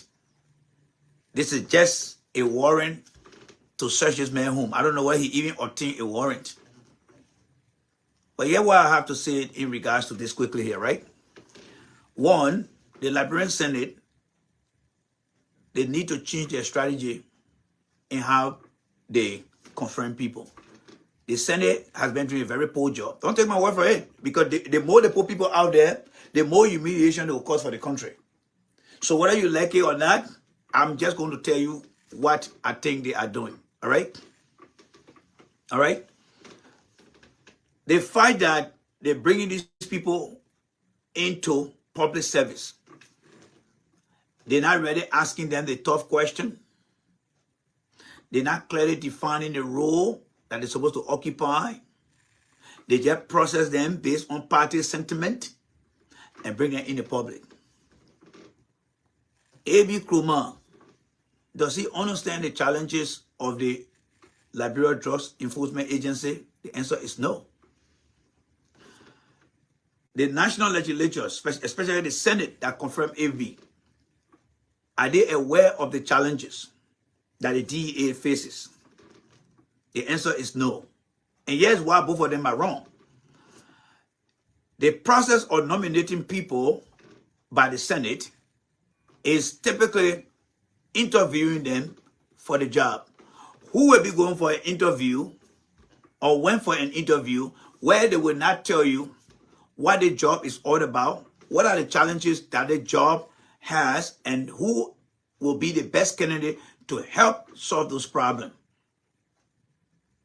The Senate need to change their strategy. One of the ways they can change their strategy is for every candidate that come, they need to do their due diligence. Talk about the institution, talk about the challenges. With the challenges being provided to the public and to the individual, then you can start asking questions as to how the person is going to solve the problem. By doing so, you will get to know the person's roadmap. A.B. Kloma got no idea about what he's doing over there. Absolutely nothing. He's a guy who just get up in the morning. Yeah, Germany, yeah, we'll go into oh, there's a president in West Point. Let's go there. Boo, boo, boo, boo, boo. No plan. Nothing. But what do you know? You are dealing with a country that have 45% people with IQ.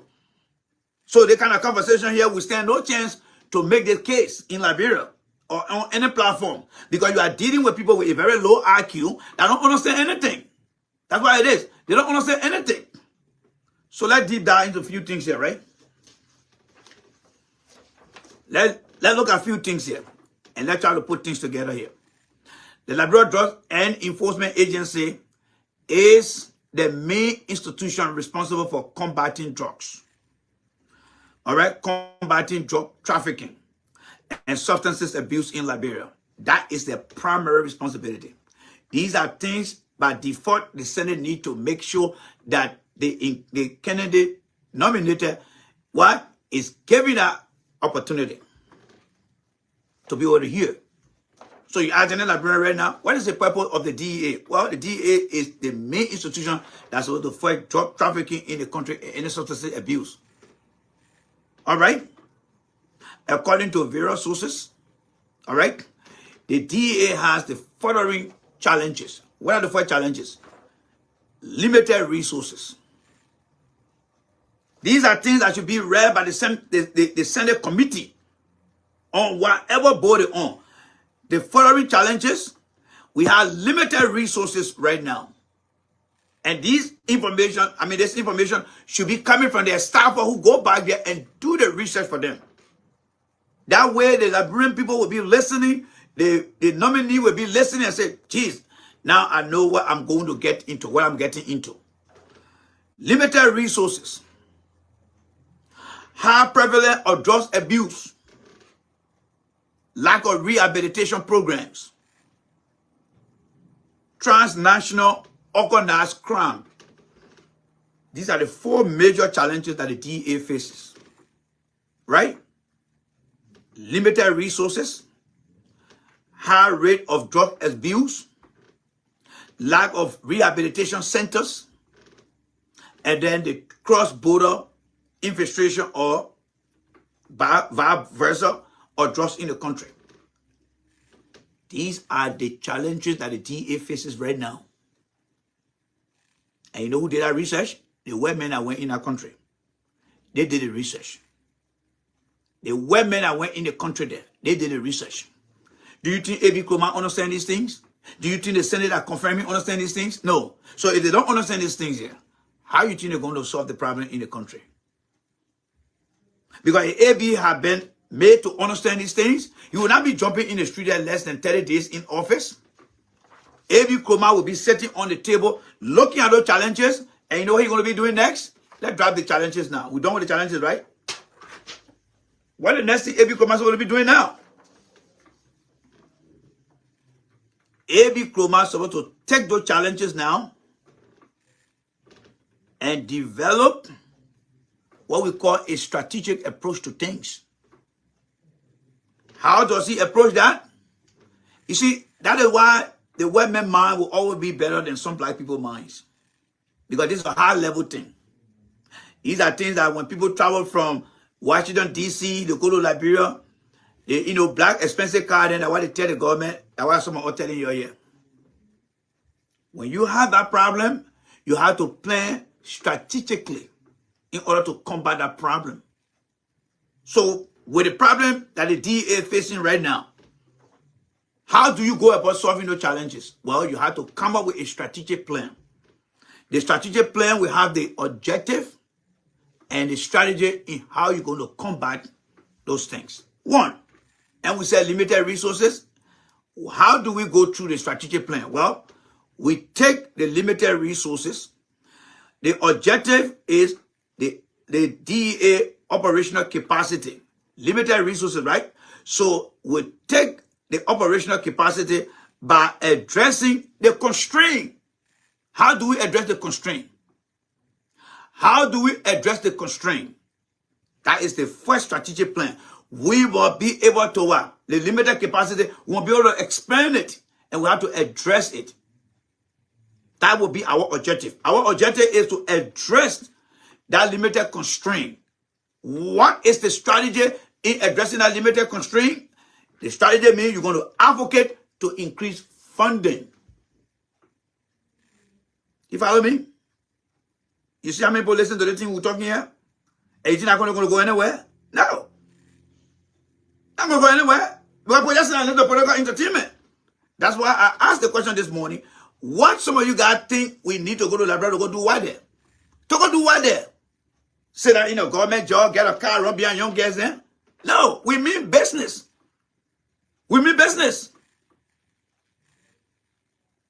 For every challenges you have, you must be able to put in place the plan. When they hire you on the job and say, oh, one of the challenges we got on the job, the person that been in the road, they don't come to work on time.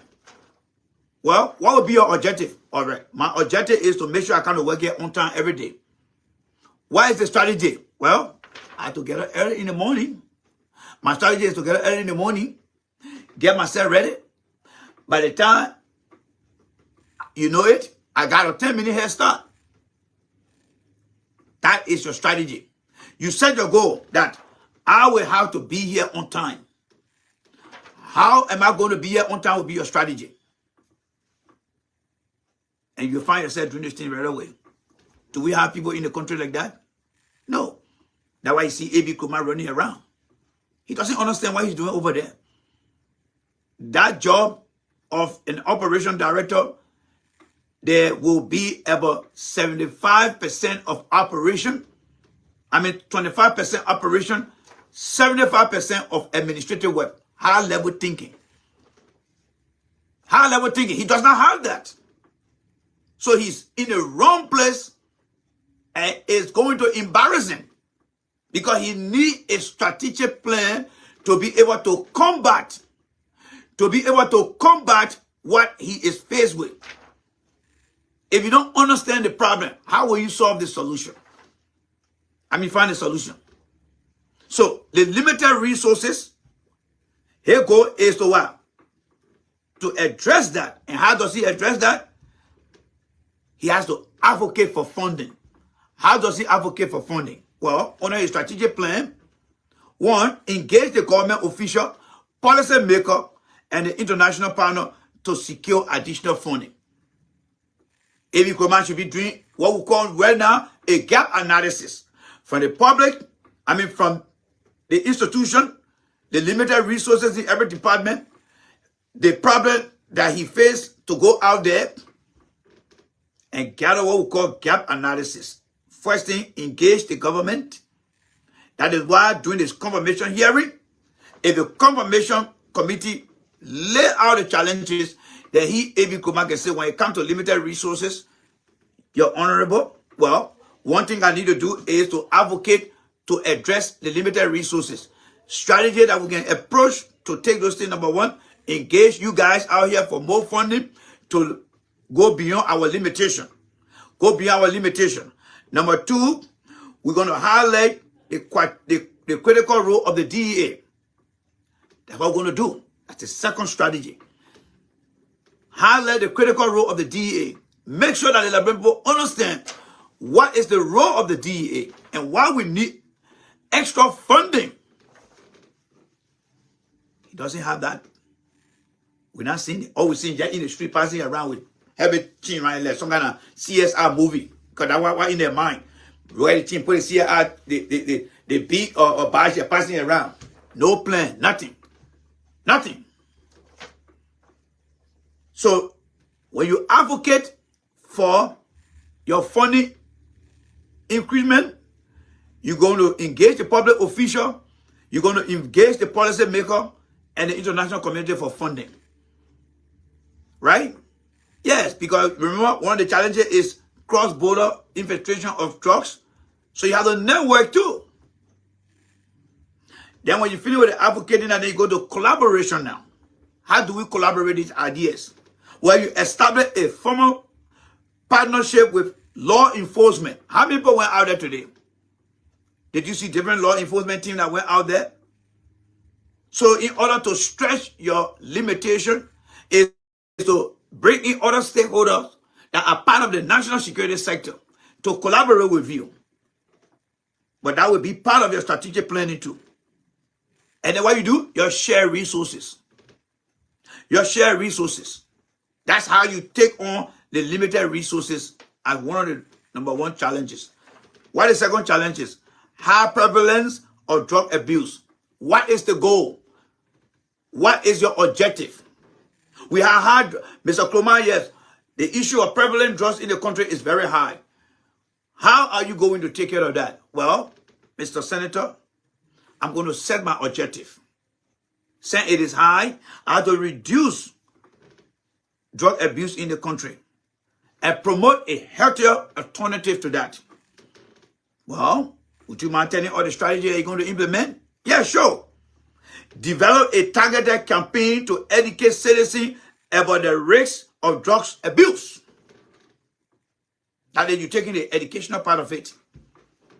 Folks, only the white people can tell the Liberian people these things. Not Liberians say, you go on spoon right now, they're not telling anything there. Whatever you learn, you go on spoon, yeah, come by and beat them in my butt. They just entertaining the people. They just entertaining them. That's why you find many Liberians just go to work, they tell them what to do. Because they are not part of the roadmap of getting things done for companies in the country. But consider yourself to be fortunate to be here. Don't you hear it all the time? People talk about strategic planning, strategic objective, all the kind of thing. That's why we're talking here, folks. So how do you reduce the high level of drugs in the country? 1, you can reduce it by setting a reason to reduce the use of drugs and by promoting healthier life. How do you get people to buy into living healthy life? Well, you have to create education and awareness. That is the strategy. I want to reduce the use of drugs in the country and promote it. Well, fine. But what is the strategy? The strategy is that you're watching a football game. Everybody said we're going to play the football game, right? Yeah. Lone Star versus Ghana. Yes. Our goal is to win. Well, how are you going to win? Well, we're going to do 4-4-2, 6-2-2. Those are the strategy in the game. So how can AB Kloma challenge the team when you see him walking all in the street like that? Now you look at the guy that just arrested right now. The man say he got stole over there. He come and put in your compound. Then they ask the man, do you see any strategy plan in place by AB Kloma? When you know something and you understand it, I don't care how far or close you are, you can know that somebody is making a mistake. AB Kloma is not an administrator. He's an operation guy. He don't play with people. He doesn't play with people. He's like the guy with a bucket and a hammer. Go break that building down. We'll draw the thing and we'll rebuild that building. But your job is to go break that building down. That's who AB Kloma is. He has nothing. No plan at all. What is the second one? All right. On the reduced strategy of drugs abuse in the country, we have the education part, right? Creating awareness and education. What is the second part on that awareness? Where do you take the awareness? You go into the community. And how do you call that? Community-based engagement or community intervention. What do? You establish a community center of high-risk area. You don't go and start arresting. Oh, mama, no. That's why you saw him doing today. Just going there arresting people around on there. You thought I think in America you'll be sued. Because if you arrest the wrong man, they're coming for the taxpayer money in your city you find yourself in. So you gotta be very careful. So what's the way to reduce the high rate of drug use? You establish community center in high-risk area and set up time to go and talk to people there about the importance of living a healthy life. Offer counseling to people because there are some people who have been using the drugs. You offer counseling to them. And then you can kind of recommend vocational training to them. And other recreational center. What I'm telling you now is the roadmap. This is called a roadmap. To what? To be able to take on the challenges. You must set your objective. You must have a strategy plan. And then you must implement those plans with the community. Everything I'm telling you here, AB Kloma is supposed to take between 1 to 2 months, maximum 2.5 months, to come up with a comprehensive plan. When the plan is already put into action, then he called for a press conference and said, these are the steps we're going to take in order to fight against President Booker emergency declaration on drugs. We must be strategic. We must be well measured to carry out the plan. Not just going out there and just be doing the kind of thing and this. No. It's wrong. During the war in Iraq, in Afghanistan, the U.S. Air Force used to go and be pumping the baby mountain them. Boom, boom, boom. You know what the Mujahideen men used to do? They just go and so they be listening to it all day. When the men are breaking all the people, the men come outside again, they go to call fire damage, then they go buy the home. Veteran they can't say, my man, you got to plan the thing here. Not because you got baby jump on my baby. Those men are living in the dungeon or some of those mountain there. Some of your head will hit them, but it will not have significant impact. You got to strategize. In Iraq, the same thing happened. There were a lot of IED that were put on the road. Every time American car passed, boom. There were people in the community strapping bombs around them. One of the U.S. general came and said, okay, gentlemen, for every community that we in charge of, we got to put more people in that community. More army men. By the time you open your door, you see 2 army men right there. By the time you go in the market, you see army right there. The IED strategy, it went down. The U.S. was able to stop that. In order to succeed in anything that is causing a problem for you, you need to understand that problem, set your objective, find a strategy to solve the problem. We don't have that in our country. We don't have that. And that's why AB Kloma is out there, harassing people out there, not even creating anything. He doesn't understand the limit, the challenge. He doesn't understand it. If you look at Abe Nkrumah's profile in the past, he was accused of human rights abuse. And that's the same thing he's doing now. That's the same thing he's doing. What if it turned out that the guy they arrested, he is not involved with drugs? He caused that man to lose business profit today. He humiliated that man. That can lead to a lawsuit. He will cost the government because the man from Nigeria. Remember the Nigerian guy doing anytime who came with heavy money, and the guy went and took the man money, the man went to Echo, and the government paid the man back. It's possible that guy could sue the Drugs Enforcement Agency of Liberia. If it turned out that guy got nothing and he was arrested for, he will go to Echo and sue, and they will pay him for all the damages and humiliation because of somebody ignorance, unaware of things. You follow me here, folks? Let's go ahead. We're almost done. So you're going to establish community center. You're going to offer counseling, vocational training, recreational activities to engage youth and provide alternative to drugs use. A lot of things he can do. He planned very well. Like a rehabilitation center. You take the drug from the people. How are you going to reintegrate them back into the society? Well, you have to set goal. You have to provide. If you don't have the rehabilitation center, then you have to look at ways of putting something in place that will serve that purpose. So what is your objective? Is to work hard to establish a center, provide effective rehabilitation and support for drug addiction. And how are you going to do that? Well, invest in treatment center. Take money and say, boy, guy, we got to put money in the treatment center. We're going to provide education. We're going to do this. But the center, we're going to carry them. When we take the drug from them, we carry them to the rehabilitation center. We rehabilitate their minds, give them something to do, and then we bring them outside.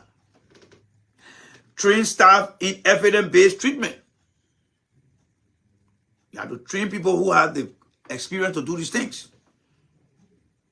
Then people who come from the drugs community, they got that kind of stigma from other people. Oh, that man a drug user. So how do you reduce the stigma that other people want to put on them? Well, launch a public campaign to change society perception of people. Oh, my man, I a former drug user. No, we can't say that. We have to welcome them. Because the more you stigmatize them, they're going to go right back in there. And that part of the community education. Encourage community to accept people. Yes. My man, I meant to be a drug. You did that man. That man can. My man, yeah, you got to do, yeah. That is how you fight against the drugs by establishing a rehabilitation center. What is the other one? The last one? We'll talk about international cross-border of drugs, right? What is your goal, Mr. Nkrumah? Well, strengthen effort to combat drug trafficking and smuggling in the country. How do you do that? What is your strategy? You want to strengthen it, right? Because it's coming from other countries, it's coming to Liberia. So what do you want to do? I want to strengthen borders and other access to our country. I want to strengthen that. How are you going to do that? Because it's coming from overseas. Well, the strategy will be, well, strengthen our border control. Invest in technology. You hear me? Invest in technology, surveillance system, scanner, right? You may not asking for 17 camera. Imagine you want to put technology along the border of Liberia with Ghana, with Guinea, Sierra Leone, and the Ivory Coast, advancing the technology or introducing technology. And then you have international cooperation.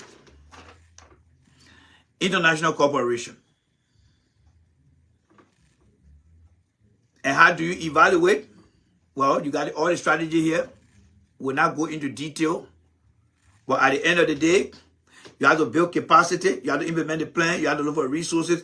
And then you have to evaluate to determine how well the program is doing. My fellow Liberians, your senator then keep bringing these people then into the position.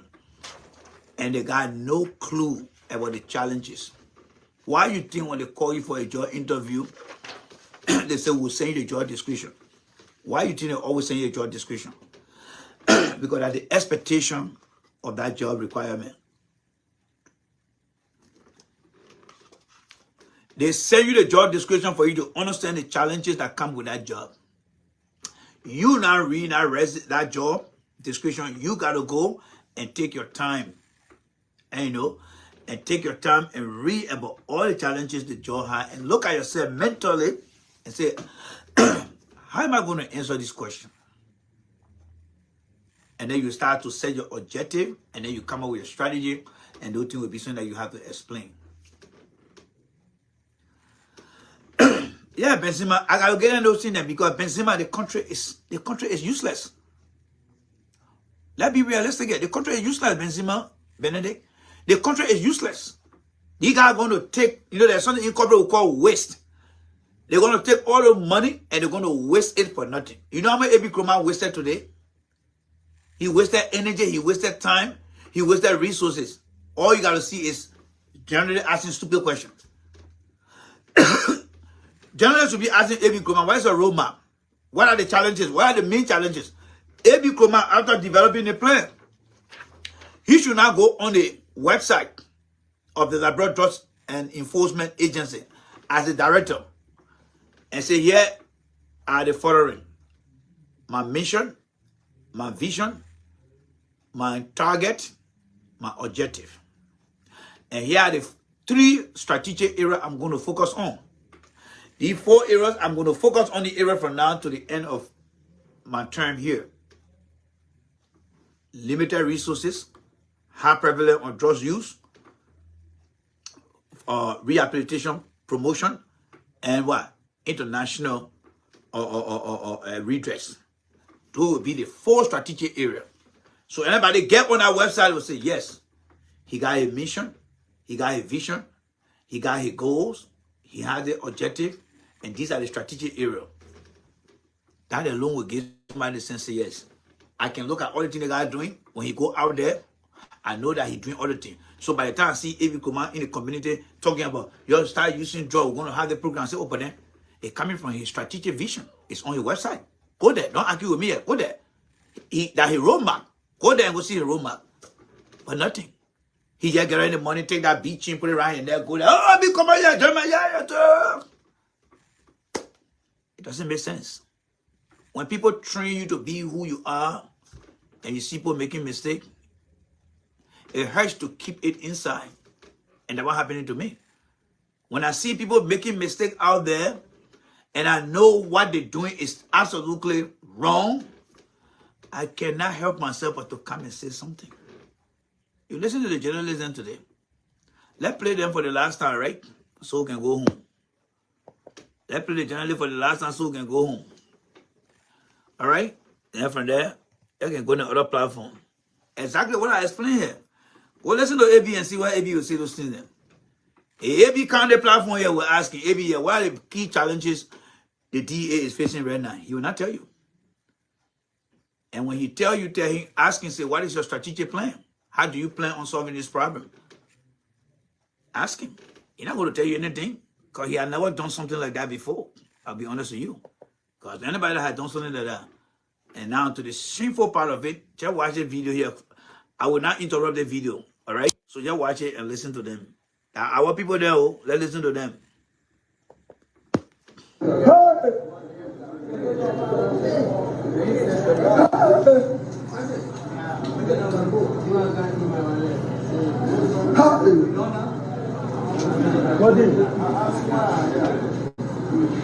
What are you about? What are you asking me? What are you about? Did you ask my boss, man?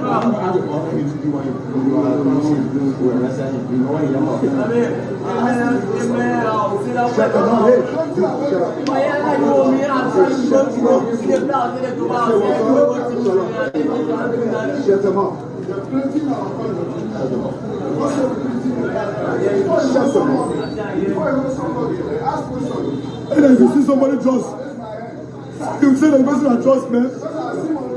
You come over to my house, but you're inside my house, just ash. You don't see nothing from my house. Nothing you don't see from my house. You come and ask me about woman. Say the trust me, just man. And if I trust me, you see trust in my house. Or you go to my shop, you go check. No drugs, I don't selling drugs. What did I do to them? Why people are coming to see me like this? So you're not selling drugs while you have over 17 cameras around your residence? It's my private, it's my house.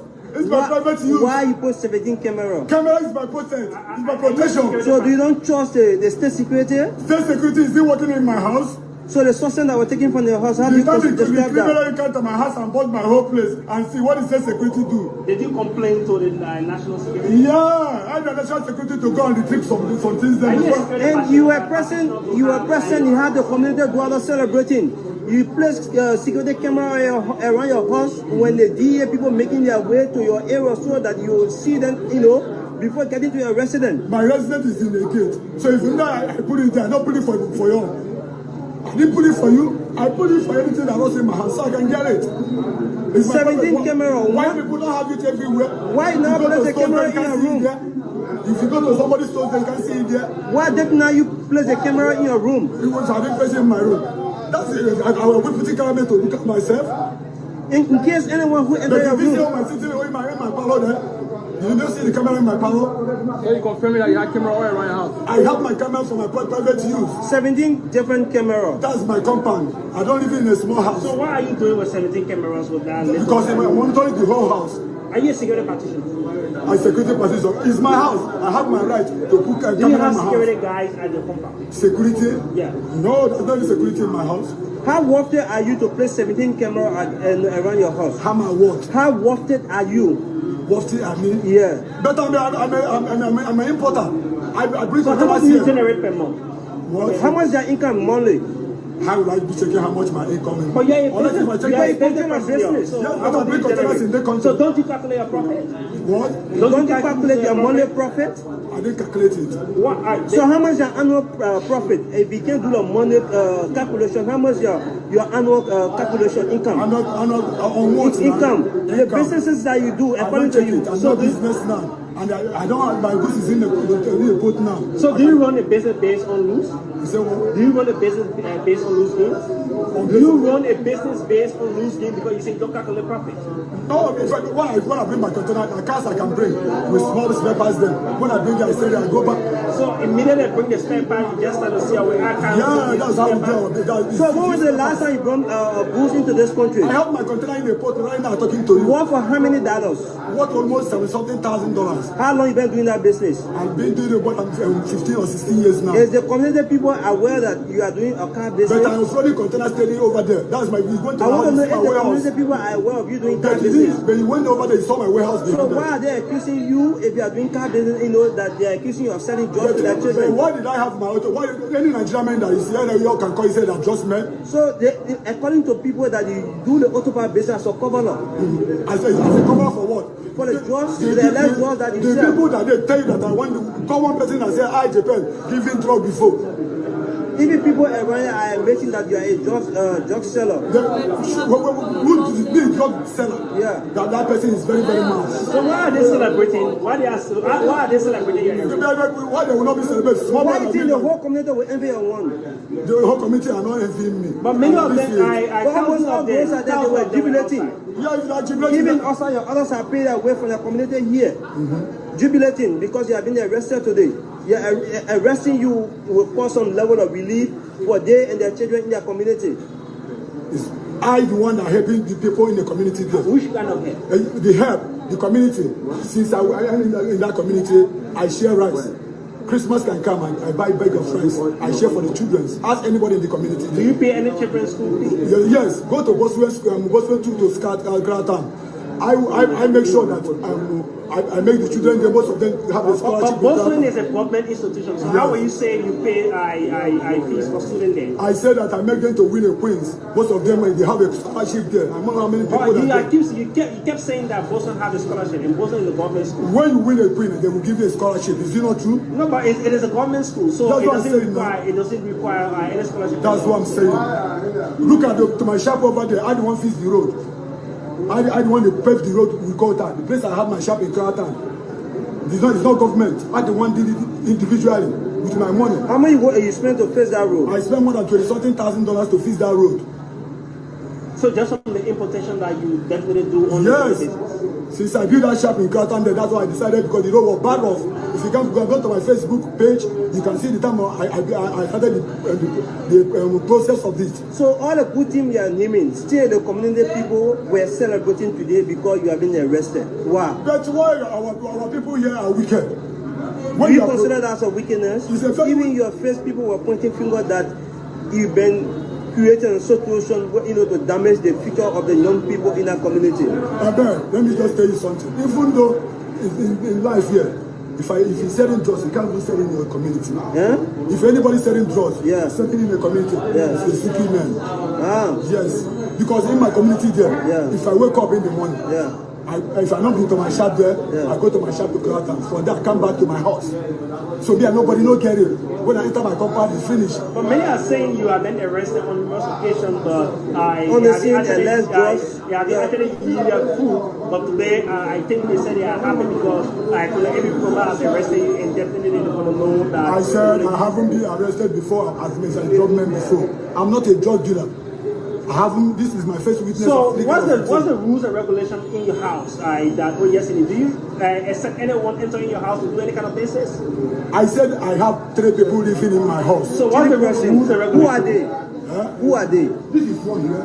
But the bossman is not here. The bossman travel. So what kind of business or businesses do you allow people to do in your compound? No, nobody is doing business from my compound. The people who are doing business, they can go to their business. So only 3 persons live in your compound. You can see the step. When you go, they see the step. But the drugs are actually from them in the compound of yours. No, they didn't find it in my house.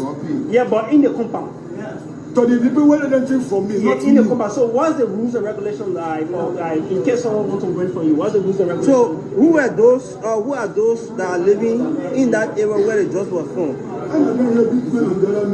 So how long they've been living there? Have you taken any notice of they being involved with trading drugs? No, baby, I don't mean I'm somebody that if I do you have over 17 cameras in that yard. So have you not been able to monitor the CCTV to know what sort of business they do? If you place 17 cameras because you don't have a criminal to invade your area, and these guys are allegedly involved with drugs business. So have you not been able to follow the CCTV view to know what sort of business they are involved with? These people don't do it in my compound. I was surprised. So the camera was not able to pick up when they were taking the drugs to your compound? But even though they bring drugs, he can know.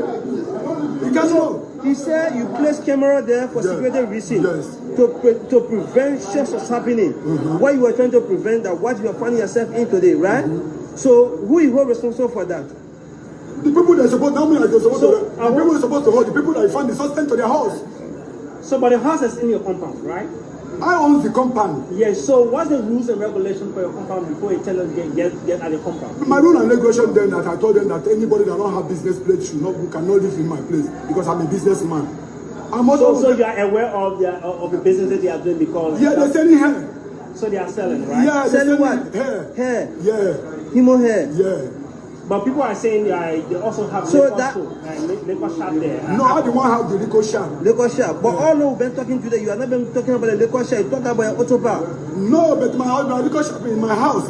But you been ever starting on the used car business that you do? You been ever starting on spare part business that you do? You have not. This is your first time. But that one is my woman business. That my woman is managing that one. The liquor shop at the house. Are you paying taxes to the government? Yeah. How much do you pay to the government every month? How much do you pay to the government every month in regards to that? It's a new business that we started. We haven't made 2 months on that business.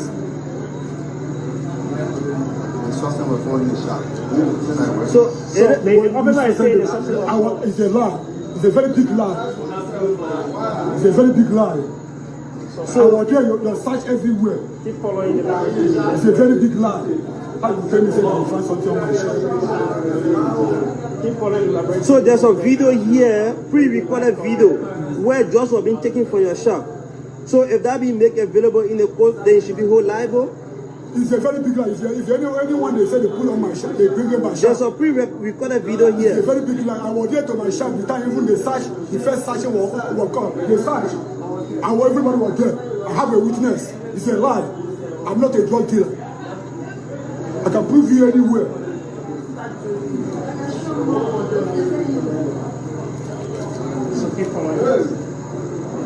Georgia, you come to the main apartment, you don't see nothing. You say that Georgia, now more they can just say somebody is drunk. Out of the country, they monitor the person, you catch him right down there. That's how they work. How do the DA people work? Now you can't go and say somebody said that the person is a job man. If we went to the person, he said he's a job man. You see how they do is it a professional work there? If you're a judge man, you monitor me. That's how the professional people do work. You monitor me. If you send, if you grab me, you say yes. But you listen to your man, you went to my house. You press people who went to my house with videos. You were there, they search everywhere in my house. You listen that, and you are saying that I'm selling drugs. How can I work on? Even in the comment section here, people are admitting that they live in the community with you, and they are aware, they can attest everywhere that if they are being called upon, that you are a just trader. I'm a just trader. That means that people are lying. Let them prove it. Who I said drugs to before? What I get the chance? What you can see me? When me and you can get it. If I wake up in the morning, I go to my shop. Now that way they say.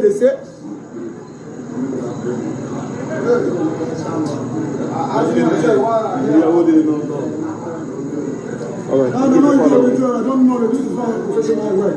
We are safe here. You can lie. You don't catch me with something. I don't lie.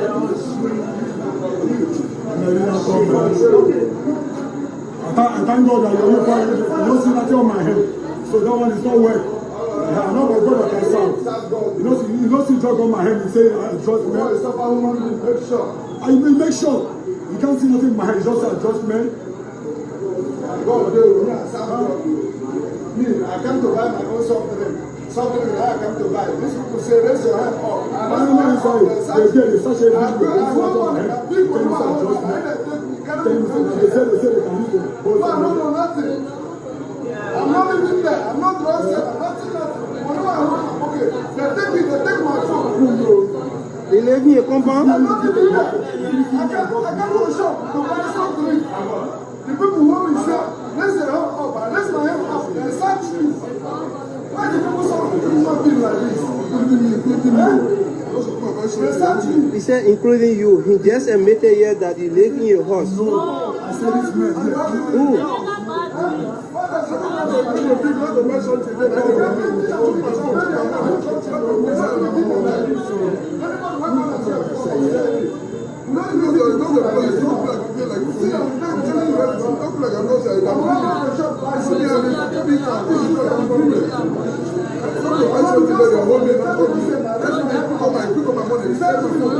So all of you people are here, the community people just decided to get law against you and lie on you.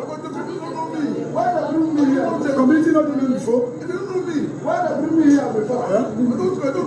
Women say, you know, when you say, start coming to my place, to come and drink. Which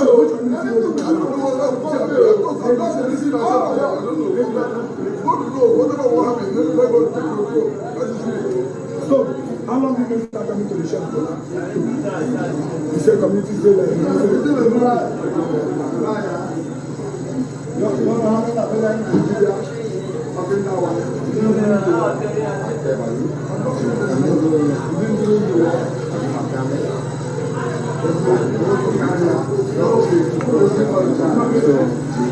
These are communication that have been served into the court here. Imagine the court is still working up to this time.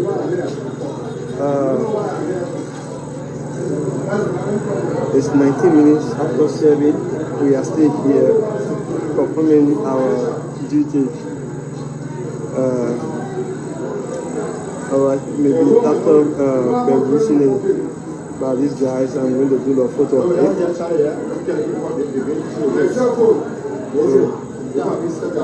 That's it.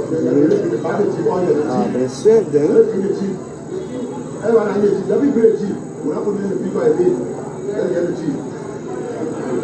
We cross the jeep, and I get you to carry your people. We get you that so how would you have for the American agreement? The date. You tell me then. So can I take a photo of that rate? I said, can you let it rate here so I can take a photo of it? So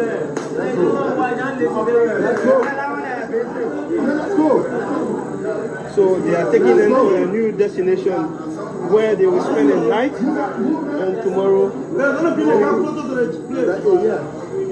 so we will be available to bring to you the live happening.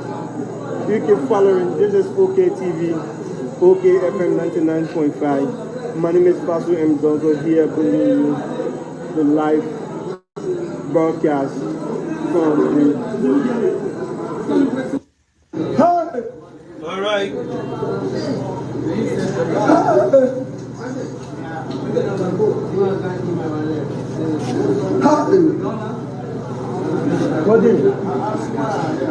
All right, guys. So we just start that here.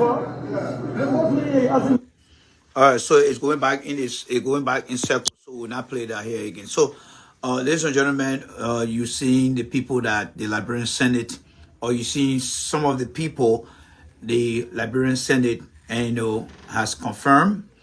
These people are operating with no goal, no vision, no roadmap, no strategy, nothing. A.B. Kroma is a perfect example. I'm not saying anything because I'm saying it on behalf of CDC. No. If I were talking on behalf of CDC here, you see the number of people watching here. I'm only speaking in the capacity as a professional person and somebody who plans well to succeed. A.B. Kroma is somebody that is not a stranger to me. Many of you guys saw him during the early administration where he poorly performed and he was dismissed by Ellen because of some human rights abuse that he was allegedly accused of. Now, he's back in his government. We read the challenges the DEA currently faces, and there's nothing he has done as far as putting in place a solution plan, a plan of action that will look at the objective, the strategy, how he planned on reducing the high rate of drugs in the country. Or we see A.B. Kroma going out there, as you can see in the video, after hours, wherever that rate of arrest came from, or maybe what search warrant, after hour, how did he generate that? That again is another foul play because government has business hour. Some government business hours start from 7 a.m. to 3:30. Some start from 8 to 5. It was 7 o'clock. Where did he get the people from to come and issue the people their right to arrest them? Where did he get the documentation from? I don't know, but that's the kind of control we have. That's the kind of people we have. And this is where the country is heading. As far as the journalists go, you saw how poorly they presented themselves out there. It just goes to show that we got a long way to go. For me, I want to see it at 2065. For now, people will just enjoy themselves politically. They will sit on different platforms. They will enjoy themselves. But the reality here is we are not going anywhere anytime soon. If you missed this show, well, we'll relay the show again. Maybe like 8 o'clock, we'll replay it for you guys to catch up to where you are meeting me here. So again, I would like to say thank you so much. There was a special broadcast based on what happened in the country today. Have yourself a blessed day, and J. Randy is out.